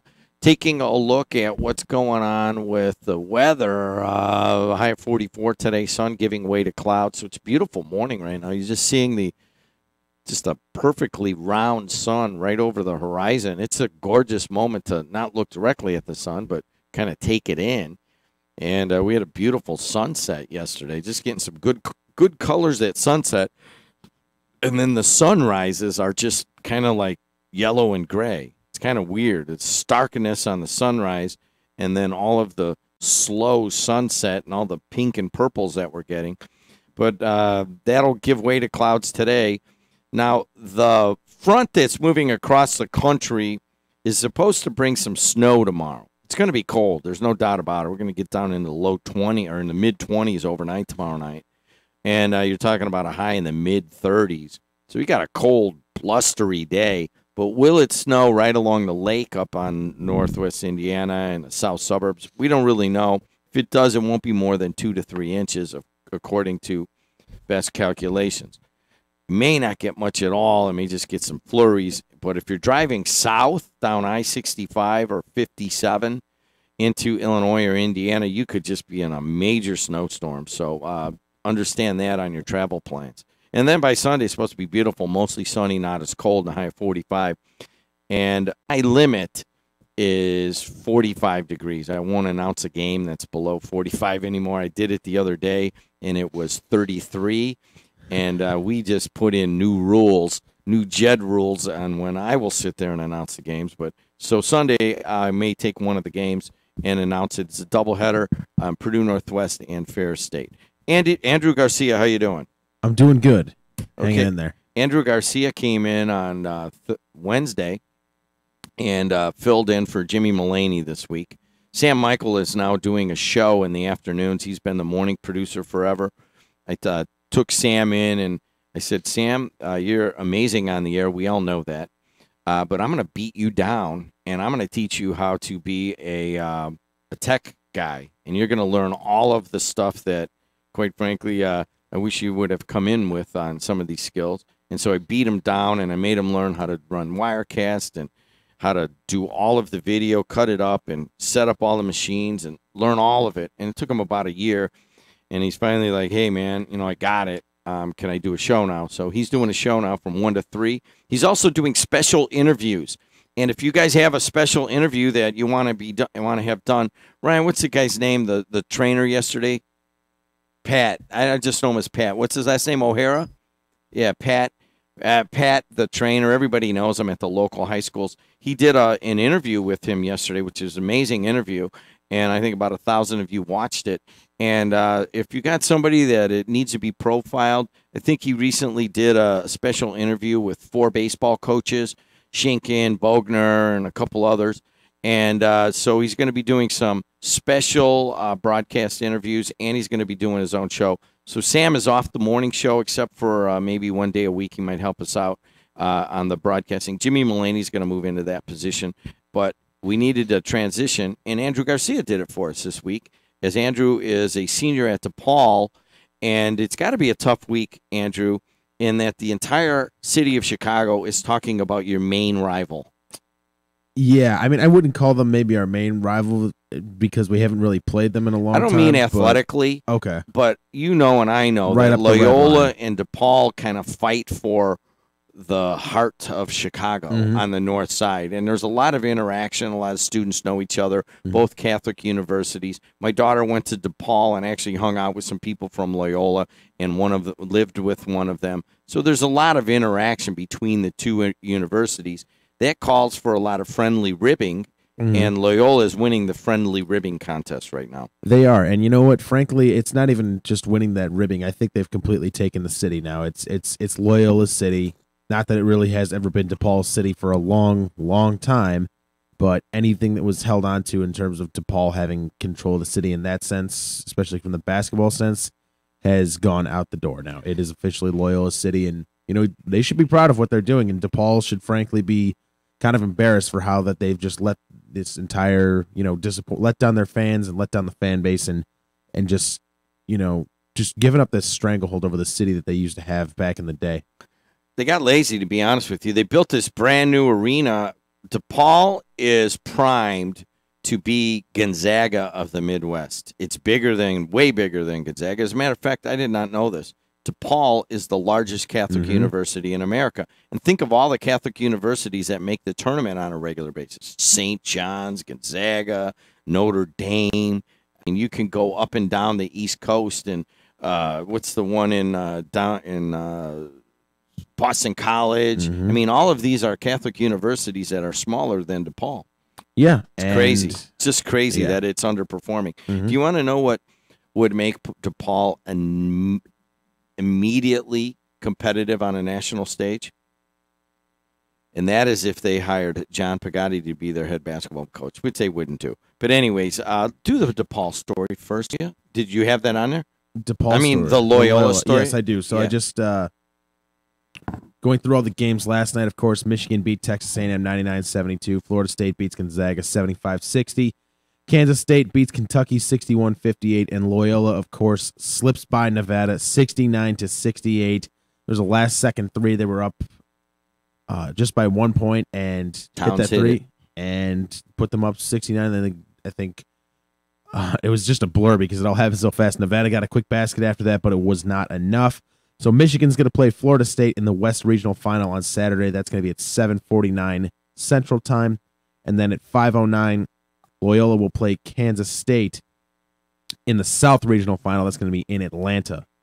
And then tonight, Kansas is going to play Clemson in the Midwest region, and so will Duke and Syracuse. Kansas and Clemson starts at 6:07. Duke and Syracuse follows at 8:37. West Virginia will play Villanova in the East region. That's at the Boston Garden. And then Purdue will play Texas Tech at 8:57 following that contest. You guys want some good Purdue talk? I'll be out 5 to 6 at Buffalo Wild Wings right here at Kennedy and the Borman in the Hammond Buffalo Wild Wings. And we'll be talking Purdue baseball and softball. I will slip in some Purdue basketball talk. Anybody who wants to come out and be kind of get your Purdue fix before we'll be out there 5 to 6. Maybe sit around till maybe 6:30 or 7. And then maybe you go home for a little while and listen to Larry Clisby at 8 and then watch the game at 9. And we're pretty, I guess, excited about this. And we're excited to have the games tonight, the Purdue game. We get a ton of listeners on that, both online and on the TuneIn app. If you're too far, you can get it on the TuneIn app. And then you can also listen to it in AM and FM radio. And that is brought to you by Community Healthcare Network, by BP, and by NIPSCO, as they have been sponsoring our tournament sports here. Everybody kind of gets a bonus as farther that Purdue goes. It's all kind of bonus to the whole thing. I do want to talk a little bit about the broadcasting. I went over to Strachan Van Til's yesterday at 6:30 or so at the Munster Strachan Van Til. My wife's like, I need some stuff for dinner. I need to go get some tortillas, believe it or not. And, of course, we buy Nuevo Leon because they're made out of OM distributors over here in Hammond. And I had to go over there and get them. So I'm like, all right, well, I could catch the Loyola game on the radio. I could not find it on the radio. Mm-hmm. Ryan, I don't think it was on Chicago radio. They had the Michigan game on ESPN 1000. The Score had talk. Score won't do games anymore, really. Score has us, actually. Yeah, they'll do the local games, but they won't pick up other games. They're not picking up anybody that they're not doing the network for. So if that's the case, that it's not going to be on Chicago radio again, you need to pick that game up on Saturday, okay? It's at 5:09, right? Mm-hmm. So anybody that was able to find the game on the radio yesterday, text me. I went up and down that thing, and I'm sitting there in JED. WJOB radio was better last week. When are you going on vacation again? Who do you think that is? Hey, anyways, go ahead. What else you got in sports? And then, of course, PNW Baseball plays one of a four-game series they got this weekend with Grand Valley State. They're going to play today at 2:30 p.m. Softball plays 2 games tomorrow against Ferris State. Game 1 is at 1 p.m., and then immediately after at 3 p.m. is the second game. And then tonight we get the Bulls and the Bucks at the United Center. Bulls are in tank mode, 24-47 on the season. The Bucks are 37-34 and hold a 5.5 game lead on the Detroit Pistons for the 8th seed in the Eastern Conference. They're likely going to wrap that up in the next week or so. And the Pacers play the Clippers tonight at 6 p.m. in Indianapolis. The Pacers are 5th in the conference at 51-31. Blackhawks lose to Vancouver 5-2. Nick Schmaltz and Matthew Highmore scored for the Hawks. They're now 30-36-9 on the season. In spring training action, Cubs lose to the Giants 4-3 last night. Jose Quintana, 6 innings pitched, gave up 3 runs. Russell Contreras and Hayward drove in the Cubs' runs. The White Sox beat the Diamondbacks 3-1. Avisail Garcia and Yohan Moncada drove in runs for the White Sox. And a local hoops note, former Andran head coach Carson Cunningham is leaving Carroll College in Montana. He will be heading to Incarnate Word in San Antonio, Texas. The Carroll College team won 28 games this season. He took over after they'd won just 2 games.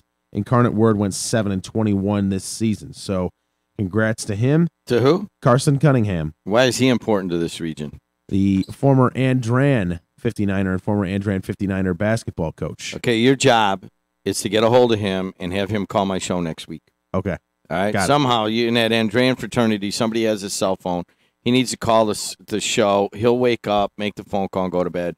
As a matter of fact, I think he gets up and does his Zen and does yoga. And writes a book, teaches us. I thought that was funny. Like my freshman year, the entire program, our shooting shirts on the back said "empty cup," and then that later that year for regionals, he printed up a T-shirt with Bruce Lee on it that said "empty cup" on the back of it. A year after that, it was something about a fascination with honey badgers. Protect the aorta was another one. It was always something with him. And Be Like Water, of course, was on our practice jerseys. So that's going what? He's moving up a little bit? Yeah, this is D1, actually. This is D1 basketball. This is the same conference, if you'll remember earlier in the tournament. That SF Austin team that was given Texas Tech fits, that's the same conference that Incarnate Word is in. All right, Carson Cunningham, we need to follow that. I always got along with him, too, because sometimes people consider me quirky, and I'm like, if you think I'm quirky, there's always somebody in the region that's weirder than I am, and that's Carson Cunningham. He's moved out, so I don't know who's taking that place. But we need to get Carson Cunningham to call in next week and congratulate him on his change there. Okay, anything and else? then the WJOB schedule, of course, Purdue and Texas Tech tonight at 8:57 p.m. And then starting tomorrow at 9:30, all the IHSAA boys basketball state finals games are going to be aired. Baseball and softball for PNW, as we mentioned, will be playing this weekend, so just stay tuned, I would say, on Facebook for those once we have more details on which games are going to be broadcast. Again, baseball plays today at 1, and then on Saturday at 1 and 3:30 against Grand Valley State. Sunday they play at noon. Softball plays on Saturday in a doubleheader against Ferris State at 1 and 3. Okay, I'll do that 1 o'clock game, Ryan. If that's fine with you, and then you guys pick up that 3 game on Sunday. So, all right, we got to move on. Thank you, Andrew. And then on that. just one quick sports brought to you, of course, by Johnny's Tap. There you go, Johnny's Tap. You're looking for a place to watch the game tonight? Johnny's Tap will have tons of Purdue people there, starting probably now. And I'll be right back. I want to talk to Rick Kubik. We were talking about State Line Generating Plant. Rick Kubik, who will be on today at 2 o'clock. He is going to tell us, he's been out there recently. Let's talk to Rick in just a second. Jedi's Garden Family Restaurant, located at the corner of Klein and Ridge, is Griffith's locally owned family restaurant with a down-home feel and made-from-scratch favorites you will love. Open daily from 5 a.m. to midnight, Jedi's has you covered with breakfast omelets, salads, stir-fry, seafood, and steak sandwiches. In addition to our award-winning lemon rice soup, 4 additional soups are served daily. Along with our recently expanded spirits menu, Mondays are half-price margaritas, and Wednesdays are $1 off domestics. Mention WJOB for 20% off your order. We'll see you at Jedi's at the corner of Klein and Ridge. For a fast and friendly car wash, go to Easy Clean Car Wash. Easy Clean is happy to announce their new location's grand opening at 1637 45th Street in Griffith. Open 6 a.m. to 8 p.m. 7 days a week. Or stop by one of our 3 other locations in Highland, Cherville, and Lansing. Free vacuuming, carpet shampooer, air freshener, and towel with every wash. And it's fast, easy, convenient, safe, and gentle. Go to myeasyclean.com for more information. Jedi's Garden Family Restaurant, located at the corner of Klein and Ridge, is Griffith's locally owned family restaurant with a down-home feel and made-from-scratch favorites you'll love. Open daily from 5 a.m. to midnight. Jedi's features all-day breakfast, lunch, dinner, and night digs. For family-friendly dining with free Wi-Fi, stop in today at Jedi's. With your meal, make sure you try our award-winning lemon rice soup. Mention WJOB to receive 20% off your order at Jedi's. Fill your garage with your dream car during the Honda Dream Garage Spring event going on now at Napleton's River Oaks Honda. They're Northwest Indiana's destination for new and certified pre-owned Hondas. Napleton's River Oaks Honda has a huge selection of brand new and certified pre-owned Civics, Accords, CRVs, and Pilots. Come find out why you always get our best deal at River Oaks Honda. As always, Indiana residents pay Indiana sales tax right off 8094 on Torrance Avenue or online at riveroakshonda.com. Napleton, second to none since 1931. 294 around the city looks good. 80 going east and west looks pretty good. At Bishop Ford's lighter than normal. So is it Randian, Skyway Toll Road, Borman I-65. Beautiful day. Somebody sent in a picture of a car fire on Klein Avenue. And thank you, Suzanne. AM 1000 switched back and forth between the Michigan game and the Loyola game. I did not know that when I was listening or sitting in the parking lot of Strachan Van Til's. By the way, the strawberries are on sale right now. If you're looking for them, it's 2 for $5 on those things. They're really good. Suzanne says that they were going back and forth between Michigan and Loyola, and that makes sense. And there's a lot of Michigan game. Wherever Michigan goes and plays, it's a home game. I sent my daughter to watch Big Ten tournament in New York City, and they went to the championship game between Purdue and Michigan. And I talked to her after the game. She's like, "Dad, I was like the only Purdue fan. It was like a Michigan home game. And then if you watched the game on television, it felt like it. Every time Michigan made a basket, the whole place was cheering. And Purdue made a basket. It was, other than my daughter and like 4 other like engineers from Purdue who moved to New Jersey, there was nobody cheering. And it's Michigan just has this huge following. My wife was asking me, like, why is it such a big following? And I go, I think it's just because it's such a big university, and there's people all over the world. But Michigan, they had the game on.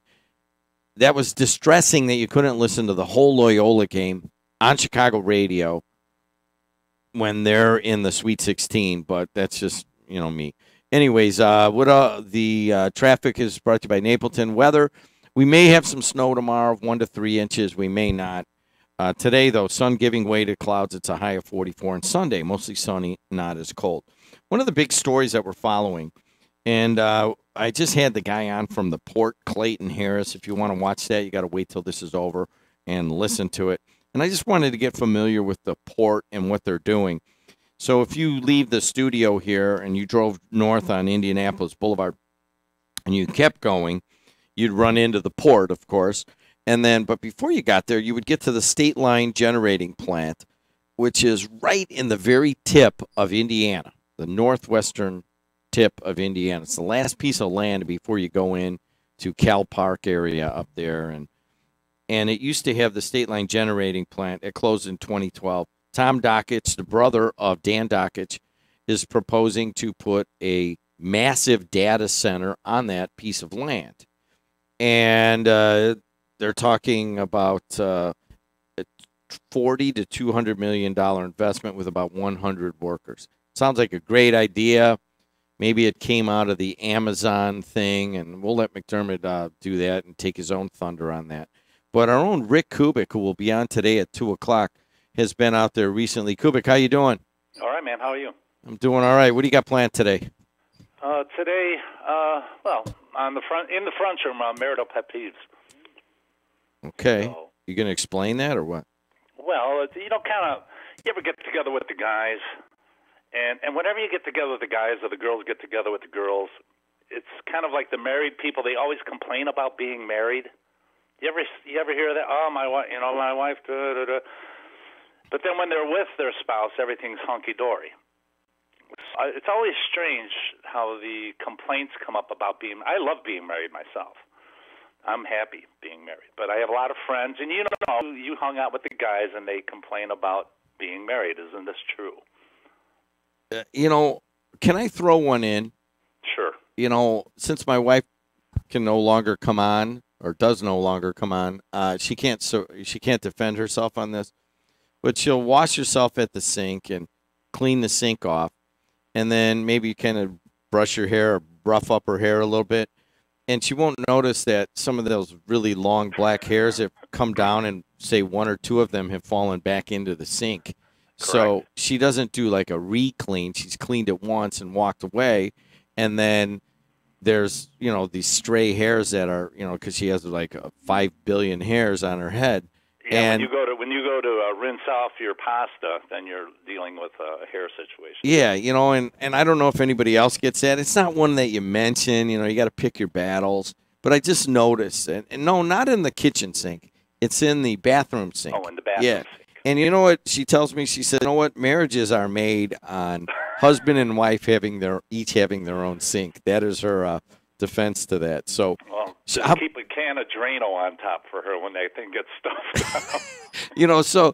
Maybe that would be it. Like what about couples that have to use the same sink in the bathroom? Now, in these larger, starter castles in the master bathroom, usually they put in 2 sinks for that exact reason. But we don't have that, and there's just sink etiquette that people have to deal with. Hey, Rick Kubik, you grew up where? Grew up on the southeast side of Chicago, Hegewisch area. Went to school, George Washington, on 114th Avenue, right across the street from Republic Steel. You're well acquainted with the State Line Generating Plant. Well, here's the thing. I occasionally, I like to go out. I pick, once every few weeks, I trek out to a certain area, and I like to shoot film, and I like to take photos. I'm involved in a few different photography projects with a few different people on Chicago and Southeast Side, and some guys are North Siders. And one day I wanted to go out to Slag Valley. Do you know where Slag Valley is? No. Slag Valley is Irondale. It's just north of where Wisconsin Steel used to be, 106th and Torrance. If you're familiar with that corner, Wisconsin Steel was right there. Yeah, I know. We rode our bikes up there All right. recently. Well, if you go north, there used to be a set of tracks that crossed Torrance and went north through kind of a little industrial area, and then once it got past 103rd Street, 104th Street, the tracks kind of veered over towards what would be Manistee, Marquette Avenue, just east of Torrance, between 100th Street and 104th. They used to run the trains there. It went up on a bit of a ridge, and they would dump the molten slag out, the waste. So I remember this because when I was a kid, my mom would be driving. She was watch this, and there'd be a big, you could see the lava. It was like magma coming out of these railroad cars. So my day started. I wanted to go there and see what's there. So the area is all just blank from 104th. If you go there, if anyone wants to go out there, if you go down 100th Street and just go east of Torrance, you'll see a couple signs like no dumping. Why no dumping? They've been dumping slag there for years, but the mounds are still there. You could see the mountains. So I went out there, and it was kind of creepy because I was the only guy. So I should bring someone with me because I don't know who's wandering around out there. But it's amazing how close some of the houses are if you go towards, if you go a little farther south of 100th Street off of Manistee, shoot through Escanaba, and you could kind of smell this metallic, polluted kind of smell that I remember smelling as a kid because where we grew up was very polluted. Everything was polluted in Hegwish where we grew up. So my day started there, and I went out to see the slag fields, and then I went out to do a little segment on the rocks in Kell Park. And then I looked, and there's no generating plant. The state line generating plant's gone. And that was such an icon, seeing that, when you're on the Skyway, you'd see it. When you're on Indianapolis Boulevard, when you're on the lake. I remember as a kid, my brother-in-law had a boat, and that was kind of like a landmark. You just point to the generating plant, and you'll get close to home. When I was doing my segment on the rocks in Kell Park, people used to jump off the rocks, Top Rock in Kell Park, very dangerous. I did that. Oh, I would never do that. Yeah, and it was not in the best of circumstances in that I was. Well, most of the people who did Top Rock were, having popped a few beers and other substances. That was the case. I want to jump off Top Rock. I go, no. That was the case, to be honest with you. And I'm like, man, that was stupid. You're halfway there and you jump off of that. I don't even know what it was called. I didn't know it was called Top Rock, but yeah. Well, the rocks, everyone would hang out. You'd go to the hill, and hang out at nighttime. And the rocks, if it was a nice day, go out on the rocks and sunbathe, do your tanning. And then go smelt fishing with the nets right around. Yeah. And the smelt fishing was more around the state line generating plant. That's where we used to go. So get to the state. I remember Kenny Angotti. I was talking with him, and some of those guys scraped. Actually, I posted it up on social media. This segment I did. It's about a minute and a half bit, and I put it on WJOB's site too. And a lot of people were just sending me messages saying they saw a couple guys hit, because there's that big metal thing where you could possibly park boats, and it's a good 25 feet from Top Rock, and these are big steps. If people don't know, they're the rocks are cut into squares, so they're about 3 feet down, 4.5 feet out, a couple more feet down, 3.5 feet out, a couple more feet down, and then like 4 feet out in the water, and then they have that big metal thing to hold the rocks in. So if you missed, you're going to have problems. Believe me, it's a very dangerous area. Hey, so let's get to state line. So you walked all the way over there.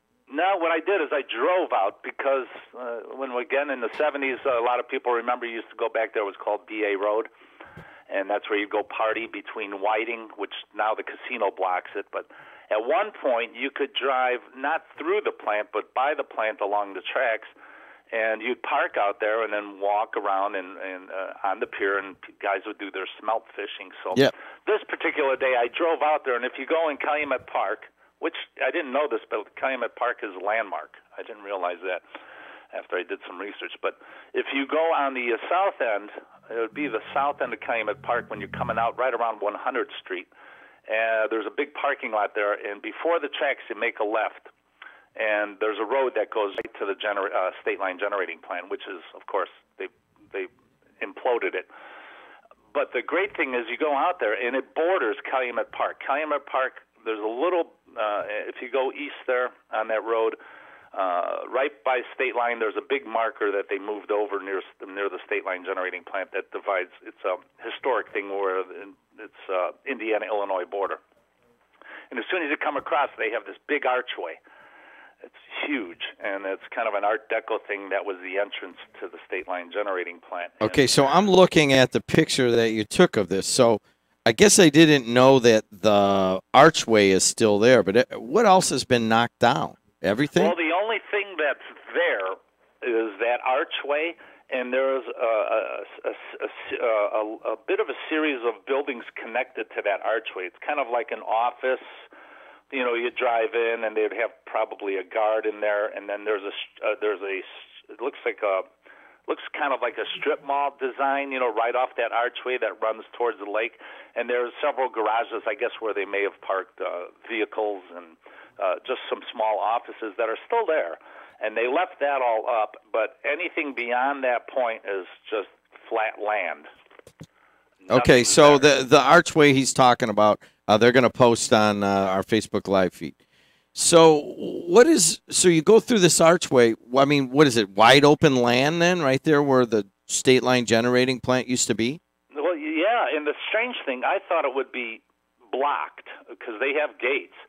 And it said, "Do not enter, no trespassing." And I'm like, well, someone has to be in there. So I walked in there, which again, I was getting very nervous because I didn't know some guy was going to come out with an axe and start running after me. Because those garage doors, there was one garage door open. It sounded like someone was welding in there. And there were a couple boats that were out towards the lake. But as far as when you go out to where the plant was, the actual plant, which also included a massive Art Deco building, which I never knew until I started looking closely at photos, because you never really pay attention to it when it's there, right? You see the big smokestacks, and you never really saw the bottom of it until I looked at pictures once I got home. But it's all flattened, land just ready to go. But I did notice there is somewhat of a coal pit on the side closest to the casino. So if you go to Google Earth, a good way to look at it is Google Earth, or if you have iMaps or whatever it is, MapQuest, and you look above, I would say maybe, almost half of it is a coal pit. Now, this is just right close to the marina. I'm talking, I would say it's maybe about 2 blocks north of the marina where the casino is, where this big land is that still jets out into the lake, and all flattened out. Now, I don't know if that coal pit has been covered, because this is a relatively recent shot from above. I didn't get that far out to the coal pit, but I'm willing to take another drive out there. And if that gate's open, I'm going to drive all the way through up against the casino there and see. But a good portion, I guess that's where they stored all the coal, because all the railroad, all the tracks lead right into it, and they would just unload the coal there. So hold on a second. We're talking to Rick Kubik. Kubik will be on today with the French Room from 2 to 4. And the reason that this piece of land is so important right now is that the city of Hammond is working with Tom Dockett to put a massive data center right on Lake Michigan. Now, Kubik, give us your analysis. If you were to put a massive data center right into that spot with a bunch of business people coming in to work there, be kind of quite the stark difference from what was there before that.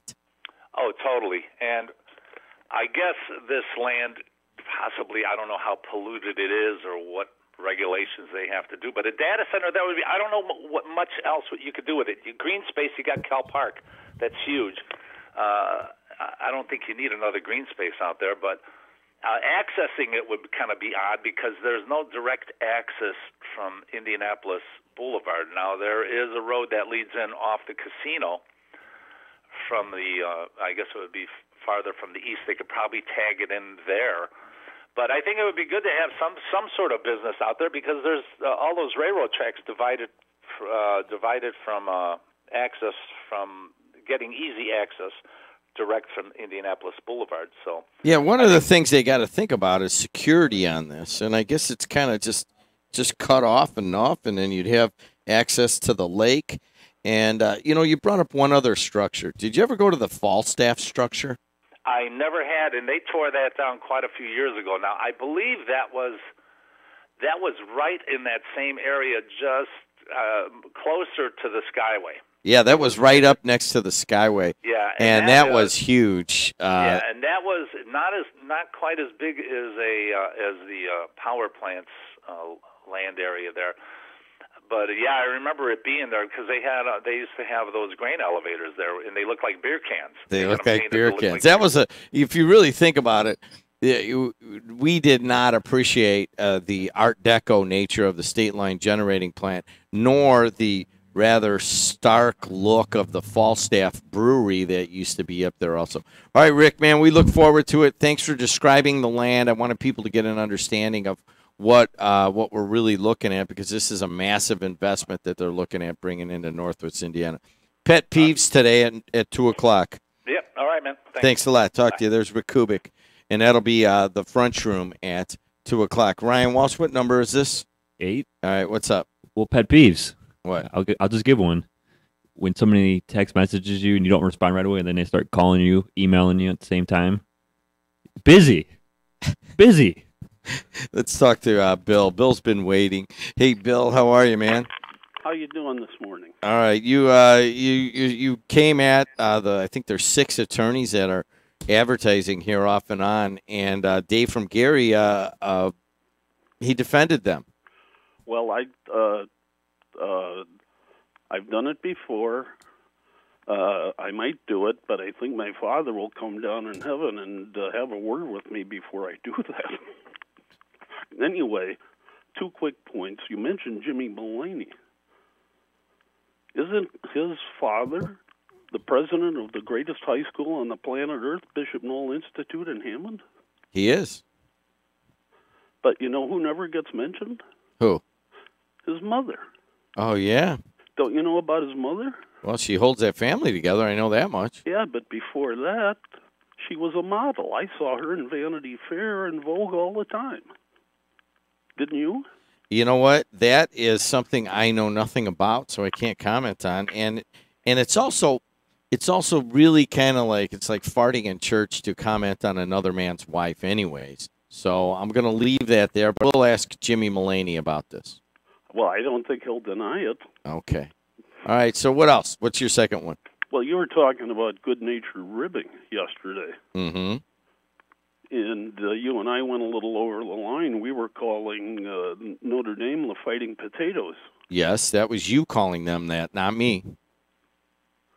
Well, I didn't hear you disagreeing with me. Well, anything negative towards Notre Dame, I'm usually just going to nod. Well, me too, normally. But, yeah. you know, Father Jenkins is the head of the president of the university. Yeah, so where are you going with this? Well, if they're fighting the potatoes, he must be the head potato. You got it, man. He's Mr. Potato Head. He's Mr. Potato Head. All right, I'll see you. I got to go. Hammond Mayor Tom McDermott is going to follow Bill right there, and I'm out. McDermott and Smith are in. Thanks a lot to Kevin Smith for helping to support sports here. There's a number of attorneys who do, and I appreciate it. Anybody in the law community that wants to join the team, you guys are more than welcome, despite the comments of that caller. See you later. Bye. I'll see you guys at 5 o'clock today at Purdue Northwest Coaches Show at Buffalo Wild Wings at the corner of Kennedy and the Barman. See ya. Do you have a family